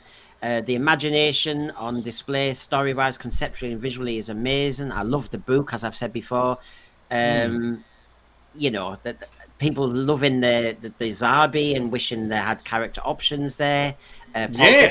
Paul Richards saying the Animus was chilling, a parasite feeding off the land and inhabitants is good stuff. A bit Frontier-ish, isn't it now? And... John Yulden here, we've got finding himself. They are going to do what I predicted and double down on season 1. Of course, we've got our time lag. Season 2 filmed with 1 when they were overconfident it would be a success. I think we're always going to find, John, that doing it together just to keep Disney sweet was not a good idea. No. So see on the Web Planet it's a little bit, but it's a million times better than anything post Capaldi. Right. Yeah, sometimes I've got to remember what was after Capaldi. I don't know. I do. I sometimes lose myself. So let's have a look. Garrett Williams. William Hartnell nails it when he insists on the hairdryer being brought down on his head. Yeah. Yes. Right. Yes. Yeah. So I mean, it's Doctor Who. It's why we like Doctor Who, for good and bad. It's experimental. It's fantastic imagination, and it was a very tight set. And the bigger those... Dan's very quiet on the Web Planet. Well, Peladon. It's a Peladon. Yeah. He's just sighing, isn't he? Yes. I'm not sure. That might be one that's still wrapped in a bit of plastic up there. Wrapped in plastic. Oh, that's no. Twin Peaks. Well, yes. Well, I'm going to just kind of get us to the toxic levels now, because I wanted to say that although this is the anniversary, it is 40 years since this happened, 28th of Feb 1985, when Doctor Who went into a hiatus. Now, I'm not going to go over all of the history of it again. That's not my game today, but I'm just wondering whether you all think we are reading the tea leaves, able to see parallels with the reason why Doctor Who was taken off in 85 with possibly what's going on now. Is it a different world? Is it the same? Because if I just show you one or two things, lads. I mean, by the way, I remember this on the 6 o'clock news on the BBC on that day, and they show you a clip from the two doctors, and you just had the two doctors part 1. So to me, this made no sense at all when they said it's been, cancelled, and you thought, well, we've just had Attack of the Cybermen. We've just had. I was really at Vengeance on Varos. I'd been really enjoying the series up to that point. I like this sparky Colin Baker. You didn't quite know how he was going to treat you. I loved it. And then, it's been cancelled. And it was very disturbing that when they said it was cancelled and they were being very serious about it and quoting executives, they kept showing you the Fraser Hines moment when he attacks Perry in the end of episode 1 with all the cables and everything. I'm going, it's not the best bit to show. And, you get defensive about your show. But that's the famous article, which I was trying to evoke when I did mine one last week. Doctor Who is axed in a BBC plot. And of course, it was Michael Grade, wasn't it? We intend to make a lot of new drama and we cannot afford to do that. And Doctor Who. And this was one of the things that came through. And I've got tighter quotes for you here. So, yeah, I mean, it was just a bad time. It seemed to be a right network. So Jonathan Powell, who you see here on the bottom right with the glasses, he was the one who said it was dying from a lack of inspiration, neglect, and lack of institutional power. I mean, that's the truth. Now, we're now in 2025. I'm going to pick through these lads. Do you think...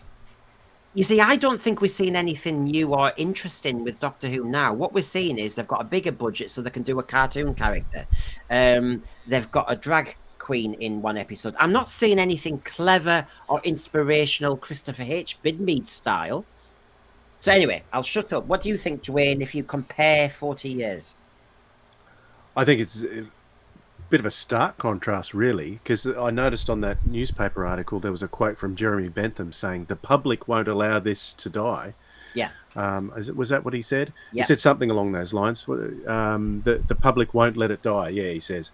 So I think now the public don't really care about it at all. They're not going to care one way or another. And the fans are so dismissive of the current era as a whole, then they're not going to care either. So there's a huge difference. Back then, it was the BBC and the bigwigs behind the BBC who had no interest. Now, I think the BBC is interested in it, but they want it to work with their own agenda, and it's the public. So I think it's a very, very different set of circumstances that we have today than we had back then. I take your point on the fans front. Dan, when you see it there, we killed the show then because it just wasn't inspiring. It was, it just...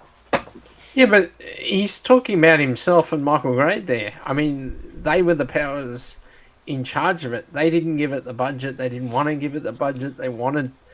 And looking back on it, the show wasn't failing. They literally took a show that was doing quite acceptably well and then kicked it in the guts.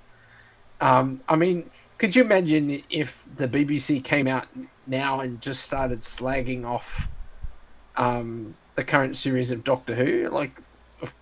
I mean, they don't need to. They've got all the will in the world at the moment to try and keep the show going, and yet, despite that, as Dwayne said, no one really cares. The mainstream audience do not care. Back then, there was a mainstream audience. Well, it was getting 9 million. It was getting. I mean, the ratings were there. They destroyed it with the hiatus, and then when it came back, I thought Doctor Who started to limp more afterwards. To be honest, but not at this point. Yeah, after they kicked it in the guts, that's when it limped. Yeah. They locked I love season 22. Still do. Yeah, I think it was very good season. Yes, so it was cancelled on a high, whereas if it's cancelled now, it'll be cancelled on the lowest of lows. Well, yeah, I mean, compare Empire of Death as a climax to a season to Revelation of the Daleks. No comparison. Wow. I mean, And it was But interesting. you think about it though, if you were the production crew and the writers and everyone working on season 22, and you thought you delivered a banger, and then you get kicked in the guts, and you've got to come back to the drawing board the following year, of course you're going to have your confidence rock, because you'd be going, well, how do we make these guys happy? You got no budget, and they thought what we did was shit. And it's like, well, what can we do? How do we fix this thing? And that's when they started pointing, Eric Saywood and them start pointing the finger at each other. Yeah. Well, Geraint Williams has a question for us here. If Peter Davison was still in the role and had the same scripts as season 22, do you think it would have gone on a hiatus? No. I think yes, because Michael Gray. Really? Yeah, Okay. I think it was beyond whether it was quality, because there was nothing wrong, as Dwayne said, there was nothing wrong with Colin Baker's first proper season. But I'll show you this point, because they were doing other stuff. So they think Doctor Who is tired, and then they said it was made on a very, very small budget. Nobody had given it the money to increase its production, so it was looking increasingly shabby, and the audience would perceive it as such. Well, you did that, you lot. And they wanted to make other drama shows, and then they wanted to do daytime TV. So the BBC's excuse was they needed to stretch their money more widely, and Doctor Who was made on the drama budget, so sorry, cuts. But I mean, so that's one of the official versions given there. But as Colin Baker says, the truth is that Michael Gray didn't like Doctor Who. Everyone is entitled to personal opinions. There are various programs on TV I don't like, but I wouldn't axe a show that earns the corporation so much money. I think that if Peter Davison had still been doing it and there were quality scripts like in that season he had, I don't think it would still have lasted, because I think they wanted it gone. Yeah. Dwayne, I better give you your final thoughts, because I know we've got started a bit later. So before you say goodbye, what are your thoughts on this? Yeah, as I said, just to reiterate, it's a totally different scenario. BBC didn't care about it then. I still don't think, in a way, they don't care about it in as much as they don't really know what it is. So I think they want to mold it into their own image, which is not very popular with the public. So of course it's not going to be successful. That's a very good point. So creatively, I think it was far more successful back in '85 than it is now. Yeah. Oh yes, definitely. Well, thanks, Dwayne. We'll be back to normal times next week. I don't know if will you be available next week? I know you've got your Matthew Waterhouse coming up and all the rest. Yeah, that's not for a few weeks. I'll be around for the next few weeks. All right, magic. Well, have a good night, and see you again. All right. Good night, all. See you, mate. Bye. Okay. Oh, well, it was good to see him. Yeah, it's me with my timey-wimey, isn't it? Now we've got some interesting things coming from the thread here. Stephanie Barrett. After Colin, the ABC relegated it to kiddies' mid-afternoon time slot away from prime time due to the decreased quality, not considered suitable for adults too anymore, I guess. Well, yeah, the schedules... I think I remember that, Stephanie, because I remember seeing it mid-afternoon on a Saturday, while I was sitting there playing Lego. As a kid. Very small kid. Oh, you were a kid. Okay. So you've got Darren here. Season 22 typically got 7 to 9 million. There was a mid-season dip to about 6 million, and the figures rallied after the cancellation announcement. And bottom line is, the BBC are bigger than the ratings. You know that because they're public service. And so basically, they think it's quality drama, or it's... You see, this is what I mean. The BBC in 2025 are so proud that Doctor Who's the top drama for under 35s. Well, the kids still love Doctor Who when it was Colin Baker with Attack of the Cybermen, Vengeance on Varos. It was really exciting. They obviously couldn't give a damn then about the kids. Isn't it interesting how they were happy to axe it then and stuff the kids, and now it's like, oh, the youngsters love it. So I've heard Michael Gray talk about this, and he comes across as an elitist tosser when he's talking about what he wanted to put on TV. Very much so. Well, he got rid of Dallas, and then there was a big outcry, so he had to bring Dallas back. He was desperately trying to change, he was trying to do it his way, and of course, some of us fans were kicking back like mad. But yeah, but as people are saying, that was such a strong season. Varos, Attack, Revelation, spot on Doctor Who. Sadako here. To be honest, I base most of my dislike for Shooty stories based on the few I've seen. Boom was enough to put me off. Twin Dilemma would have had the same effect on me. It didn't. The only thing that put me off Twin Dilemma, because I actually quite liked it, was just the twins bit. The twins bit was too twee, and the acting wasn't of a top quality. And that was the bit I struggled with. And it was a bit too 80s. It was so colourful. Again, the problem is you've got green, red. It was just too much. And then you've got Brendan, I reckon you would like the space agent in his sparkly. Oh God! Sparkly blue suit. All that glitters. I think he was in the G spot. No, honestly, Mark of the Rani. I loved that one. Good filming. Kate O'Mara, what a great... That's where you can argue that it had gone pretty gay at that stage. Yeah. Yeah, and then it found itself again. But the hiatus, this was their official reason. But I do find that, they were talking about it looked tired, and then they talked about they needed the budget for other things. But aren't we in the same predicament now, which is they're not saying anything about season 3 because they want somebody to come in with them to help them with the budget, because they don't think they should be making Doctor Who just with their internal budget. They think it needs to be bigger. And I think they've got it wrong. I think the bigger you make Doctor Who, the more global you want to make it, the less it is Doctor Who, and actually the less anybody gives a damn about it. That's exactly right. It's gone too big. It's better when it's small and well told. Well, the other thing is very British. Well, the other thing is, because it's got more global, Doug, I get that feeling that everybody who's just joined, last week and suddenly become a fan because of some label suddenly says, "This is my show. Get off it. You lot clear off." And you're going, hold on. Nobody should be proprietorial anyway. No. But equally, where's respect? And equally, Doctor Who isn't a list of labels. It wasn't labels. It was always fascinating when you read a Target book how they described the Doctor, because there were so many different versions of how you can describe his character. To then say, no, he's a queer Doctor, or he's a this. No, stop it. No. It's all these, Johnny come latelys. I disagree that now it's a political platform, and now it's just it's a badge of honor for the BBC. I feel as though we've lost the program. Oh, we've definitely lost the program. Will we get it back though, I wonder? Well, as we were saying, there is a difference between now and 1985 in that we don't see true fans wanting to fight the fight. We won't have a Doctor in distress. We won't have... No.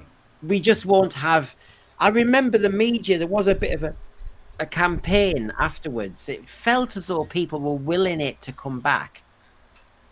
But I think, as I showed earlier in the program today, people are more busy laughing at it. And go on, what are you thinking, Dan? No, I agree. I think there's a lot of derision out there for it. So yeah, and a lot of people, just majority of people that used to like it, just don't care anymore. If you have a water cooler conversation about Doctor Who these days, a lot of people are just like, "Oh, is that still going?" And they've kind of accepted that it's kind of been trashed. And I don't like being told, and because Doctor Who never did this. You just watched Doctor Who, you were entertained or not, blah, blah, blah, and you carried on. But now people are telling me that the episodes I used to watch had a hidden agenda that I didn't see, and if I don't see it, I must be some sort of phobe. And it's like a trespass going on. And number one, it's a load of baloney. But number two, I don't like this aggressive tone, which is, didn't you see that in the Green Death that the third Doctor fancied Joe? No, I didn't see that at the time because it wasn't in the script and it wasn't in the performances. And the Doctor wasn't always queer. No, I haven't seen that RTD. You might say it, but that's just you imposing your politics on it. And I actually don't want them to impose all these LGBT stuff on it, because that will turn the British public and others, I'm sure, away en masse. It's a, it was always one of those that some people would, like I said, my brother would mock us for liking Doctor Who. It's a bit of a silly program. The last thing I want is Mr. Ring-a-Ding. The last thing I want is that, my brother, if he was still, kind of, we were the same age now, and he was saying, "Oh, look at your Doctor Who. You've got a gay character. You've got this. You've got that. Oh, look at this." I could just see the ridicule going on. And you'd be launching across the lounge room, pounding on him. Yeah. I mean, yes. Shut up. It wouldn't be good for family. Yeah, imagine my brother. He's missed a trick because my brother could have just said, "Doesn't your program look tired?" And that would have killed it. As Lee Smith says, yes, we didn't see it at the time. Pertwee fancied the giant maggots. Let's face it, the third Doctor wouldn't have said no. Well, who would turn down Joe? No, exactly. Yeah, I mean she's lovely. She's a lovely person. He was anyway. clearly jealous. Yeah. Oh, I mean, God, she was a bombshell, wasn't she? I mean, in the 70s. Gosh. Simon Mills, the hiatus. Why am I saying this? Hiatus. Hiatus. I feel as though I'm saying haiku. I was like, the hiatus killed Sixth Doctor era. Yes, it did, and I thought it was. Yeah. I feel so sorry for Colin Baker as an example, because he was in his stride, and he was doing what he was told. Then they do this hiatus, and then they get too clever ass and start doing the Trial of a Time Lord, and then he knows he's on borrowed time, and that ruined the whole vibe, didn't it? They were trying too hard and too smug about it. They lost me after that. I'm sorry. Trial of Time Lord totally lost me. It took me a long time to come back after that. Yeah. Farsight, who did tell us earlier and answered the question that I think he said his father's getting a bit better. Look at the space station in season 23. You don't need a huge Hollywood budget. Hey, what when we fans, us not we fans, didn't know if it was Invisible Enemy or Frontier Space. Hey, I'm happy with that model. I'm happy with the Logopolis model. I'm happy with a Nightmare on Eden effect when they're trying to blur two spaceships together. Come on.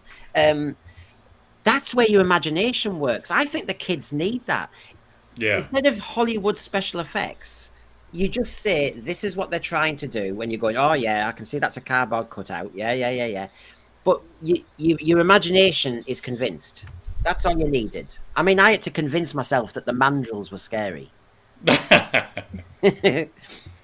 And that took a bit of an imagination. Morgan Dean said that Doctor Who was no longer aimed at me, so I let it go, and I hope that whoever it was enjoyed it as much as I did. I don't think they do. They want more. The thing is, when you serve this agenda, they just want more. So, for example, if this is the first ever gay Doctor, shouldn't they be just happy? Instead, they want to say every other Doctor was gay, or they want to say that half the companions were gay. Once you've done this, they seem to kind of say, right, I want more, and I want to make the whole show. I've just discovered this new show. I've never seen Doctor Who in 60 years. It's about a gay doctor, a refugee doctor. You know how they talk. And then suddenly they say that, and then suddenly they go, I was looking at some old episodes. I think she's queer. I think that, and you go, get off the show. Stop it. Number one, why are they seeking representation for themselves? It's not a story, that's a badge. And stop ruining the old stories with this stupid agenda. Anyway, but I should have pressed my toxic siren button, I think. Too late. Sorry for everybody. So while I'm doing that, folks, I might as well I'll ask Doug and I'll ask Dan on anything that we're talking about and getting it off your chest. So here we go.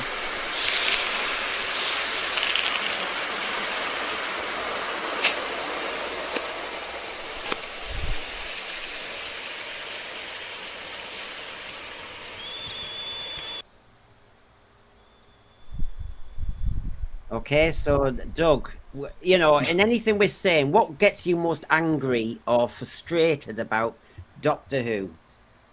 Not so much Doctor Who. I'm just over actors talking without a script and giving us their opinions on anything other than what they've been paid to do.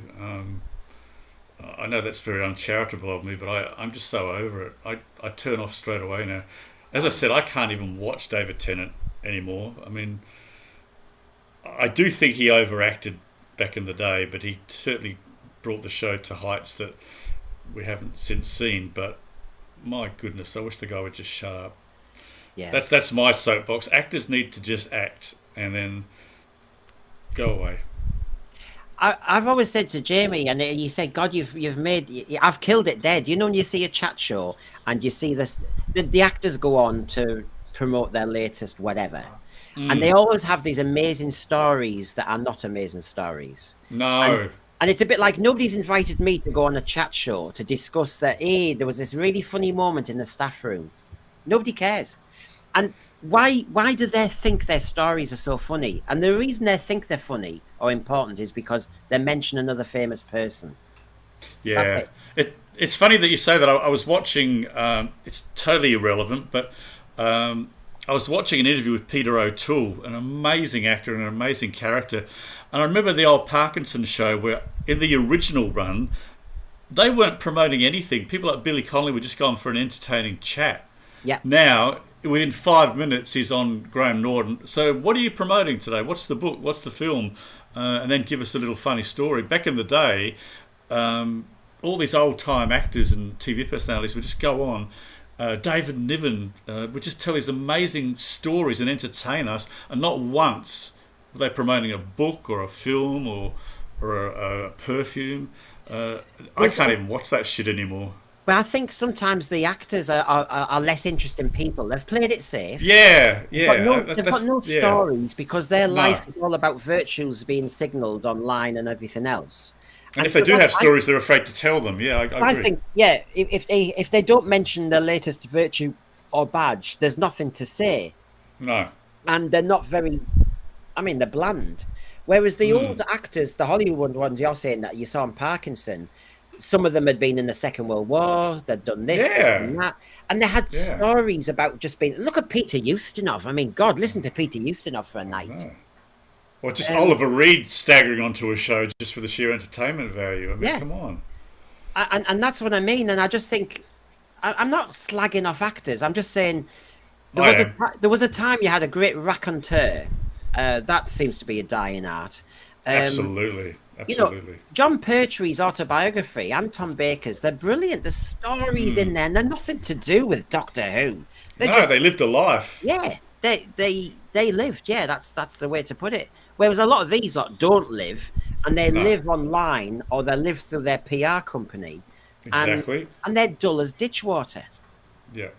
And then suddenly, they're in Doctor Who, and suddenly they have to give us a speech. No. Miriam Margolyes is like now, this trans thing and this, and I'm thinking, Miriam, stop it. You don't know what you're talking about half the time. No.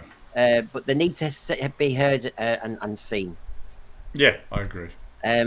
So what honestly would be getting you agitated, Dan? Oh, look,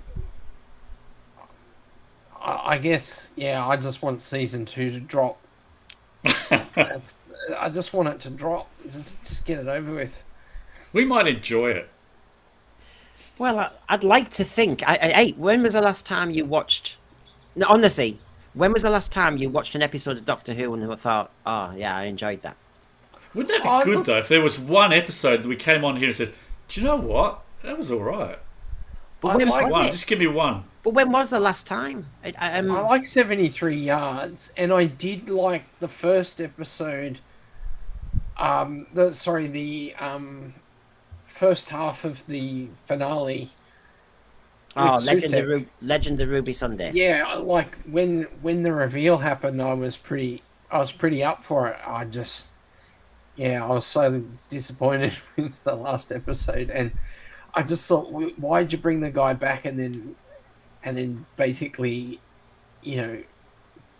de-characterize him. You took away all the Egyptology, you rewrote the backstory, and you ignored it all, and all RTD. I mean, we always criticized RTD's era for his. I used to call it the magic bullshit reset button, because that you'd get to the last 5 minutes and then be a magic reset. And his resets this season was just really unsatisfying. They just left you going, or they gave you there was a cringe to them. Yeah. Well, I asked the question. So you've got Simon Mills saying hell bent. So you're going back to Capaldi.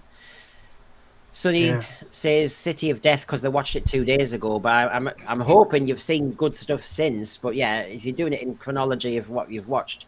Cosmic Toyman says Vincent and the Doctor was the last episode I really enjoyed. And actually, when we did the Madman in the Box, we referenced that as a useful one. I'm honestly trying to answer my own question and think, well, each special, there was a reason why I wanted to shout at the TV. And obviously, once we hit Space Babies and that, my God, my temperature was up.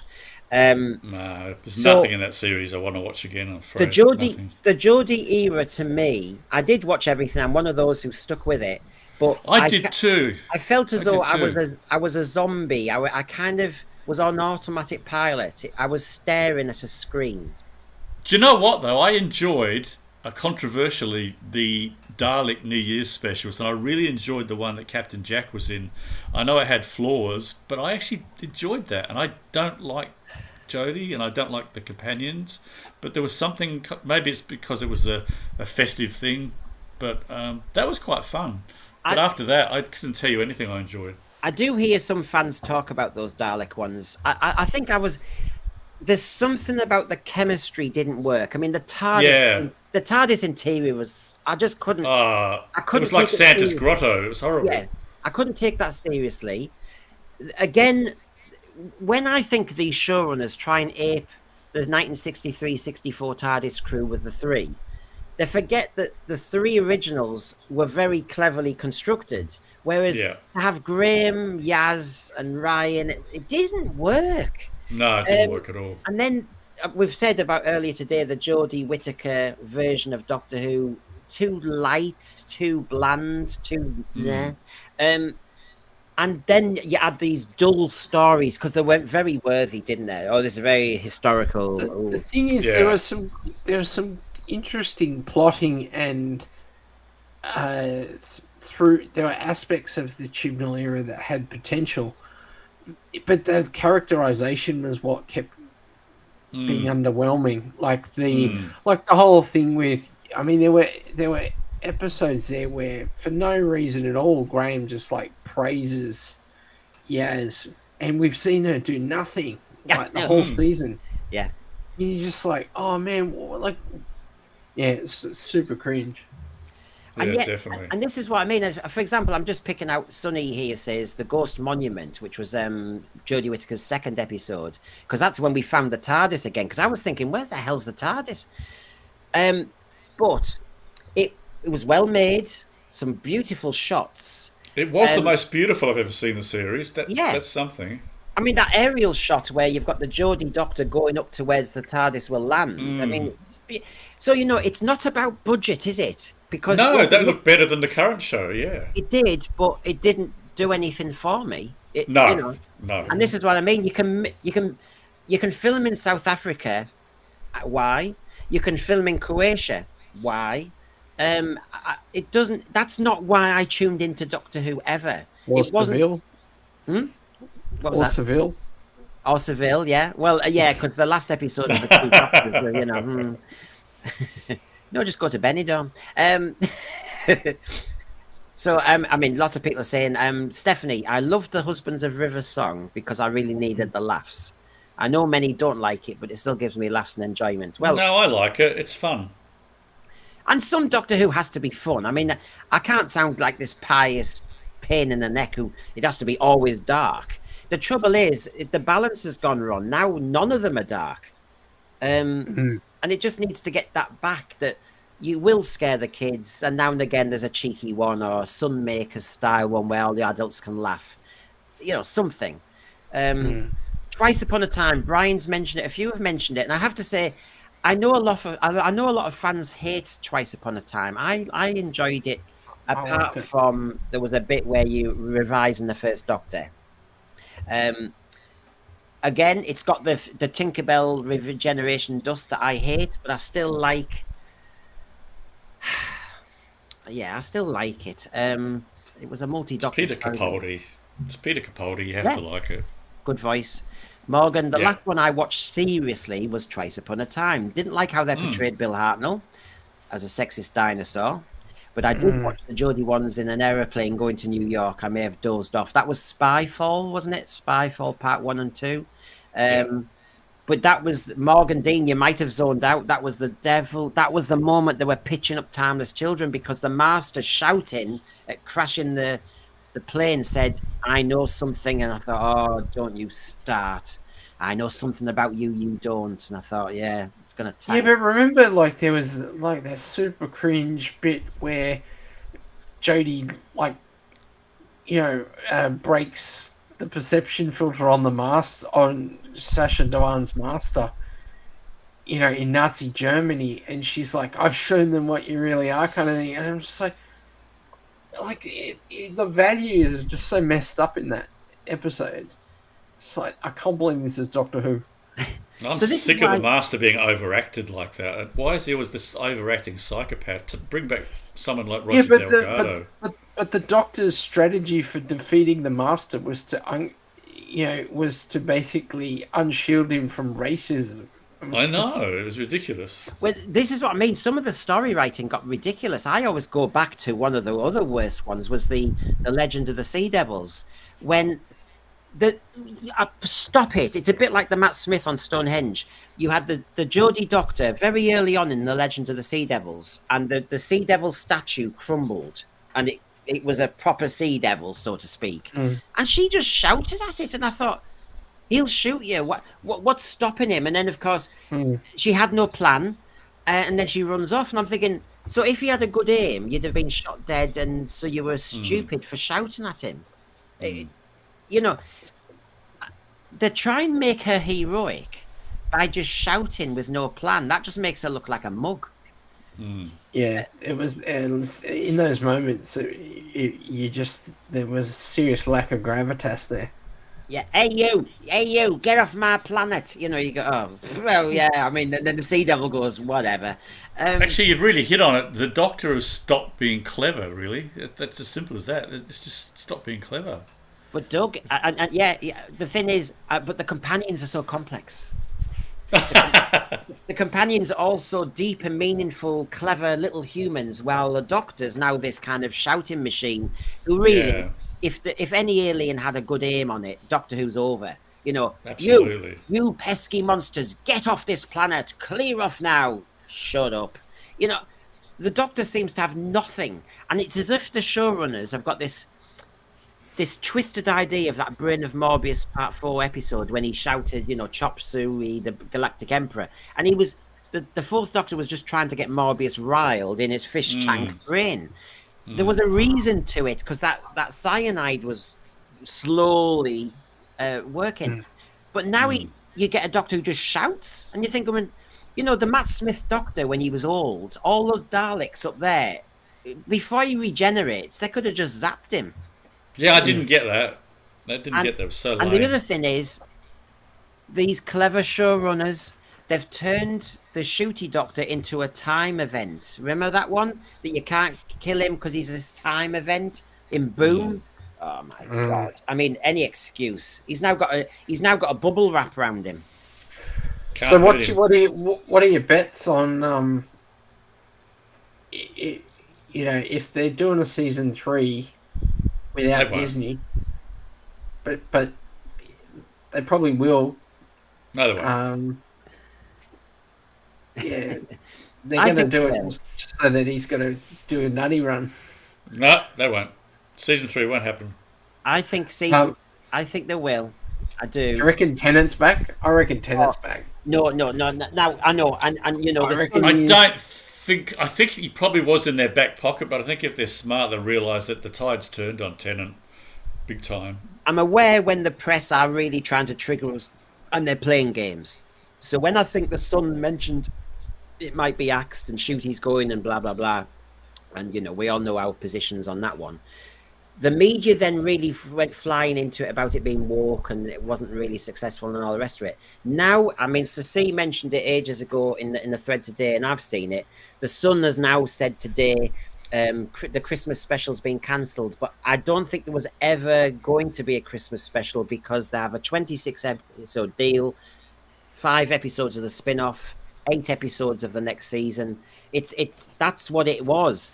Yes, it's just, well, no, it's not a shame there's no Christmas special because the last one was rubbish and the one before that was rubbish. It's lost its slot. I don't think that means the Christmas special's been cancelled for any mischievous reason. It's just we are where we are. So I think this is when the Sun and the papers are taking the mick because they're just trying to trigger us all. I see no headline there because I already knew there wasn't going to be a Christmas special. Just wasn't planned.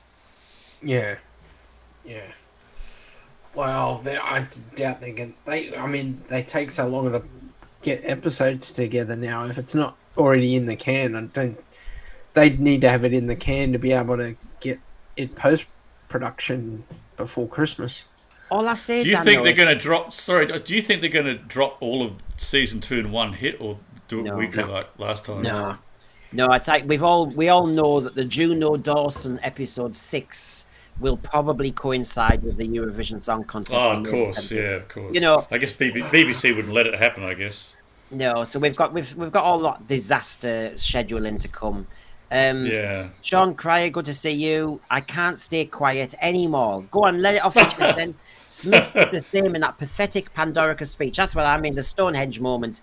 Yeah. What a stupid Stephen Moffat moment that was. It was crap. I tell you what, you know, I had a neighbourhood dispute the other day with one neighbour. If I took on the whole village all at once, I'm a mug. You know, and he's shouting at you. Somebody would have zapped him. I know they had the Pandora. I mean, he's saying, "Come and get me," and it's got all these spaceships above. Anybody would get him. It was ridiculous. Yeah, and all the aliens were watching him on the monitor, going, "Hold on, let him finish." Are they meant to be that? Are they meant to be that scared that he's going to finish the speech and then they run away? Yeah. It lost me. It lost me. Oh God! Is there any Doctor Who you guys like? No. Well, we've been let down for a while, and I think this is what's coming out now in toxic pause all the time. That's what this show's for. Rory and Cheryl and friends. If season 3 happens, it might be on Prime or Netflix. Disney have cut all DEI with Kathleen Kennedy firing. Put a chick in it and make it gay. But No, it's put a chick in it and make it lame and gay. And you know, God, sexuality should not be coming into a family drama like this. You can do EastEnders and do that. I'm not saying don't do it. I'm just saying, you know, all the soaps do it to death. Just let the sci-fi do sci-fi. And if a character happens... I mean, I'm not saying you shouldn't have any different diverse characters in sci-fi. I'm just saying it's a bore. It just bores me. I don't care. You know, when we saw in the show, in the Jodie that episode where that man was giving birth to a baby. I mean, go away. I mean, what point are we trying to make there that we're all gender fluid? Go away. Why don't they just be really daring? They should be really daring and hire a white heterosexual old guy and see how controversial. That's groundbreaking. That's groundbreaking. I know. Well, it's a dying race, and I think it should be done just to make a statement. Well, just to wrap up, Stephanie, RTD had planned to be filming season 3 by now, so he would have planned to film it. I don't think that was ever going to happen. I don't think so. They would have been shouting it from the rooftops months ago if that was going to happen. You know they were. Tim, I still recall Space Babies being the same weekend as RTD's favourite Eurovision, getting ignored by all of Europe, so it can be... Yeah, I know. I mean, as usual, the UK tanked, just like Space Babies tanked. So why do we want a rubbish episode with our rubbish UK entry, depress the whole nation, and then you feel as though the whole world's against you. I mean, honestly, don't link Doctor Who to blooming Eurovision, for God's sake. They should bring the Chris North character back. Yeah. Again. He can't get hired now, though, can he? So He's been cancelled. So I've been really bad today. Maybe it's because I was away and I've come back and we've had the headlines. But basically, I'm sorry, everybody. The Doctor Who detox failed. We have gone more toxic. These Aussies will not get to sleep now. I know of that. No. So, but everybody, I can see some good names in the thread and some new ones. Please subscribe, spread the word, repost. It all helps. And you know that I'll be on tonight with Rachel at 7 p.m. when it's a Doctor Who special on the walk. So do join us there because I've got the articles. It's not just waffling. I've got evidence. So thank you, Dan, for staying up. We'll get back to normal next week. Thanks for doing that. And thanks to you as well, Doug, for doing this. No, it's fun. It's nice to be back. Been very lively. I mean, everybody kind of wants us to keep going, but I won't do that to you. So thank you, everybody, and see you tonight at 7 p.m. Bye. See you, everyone. See ya.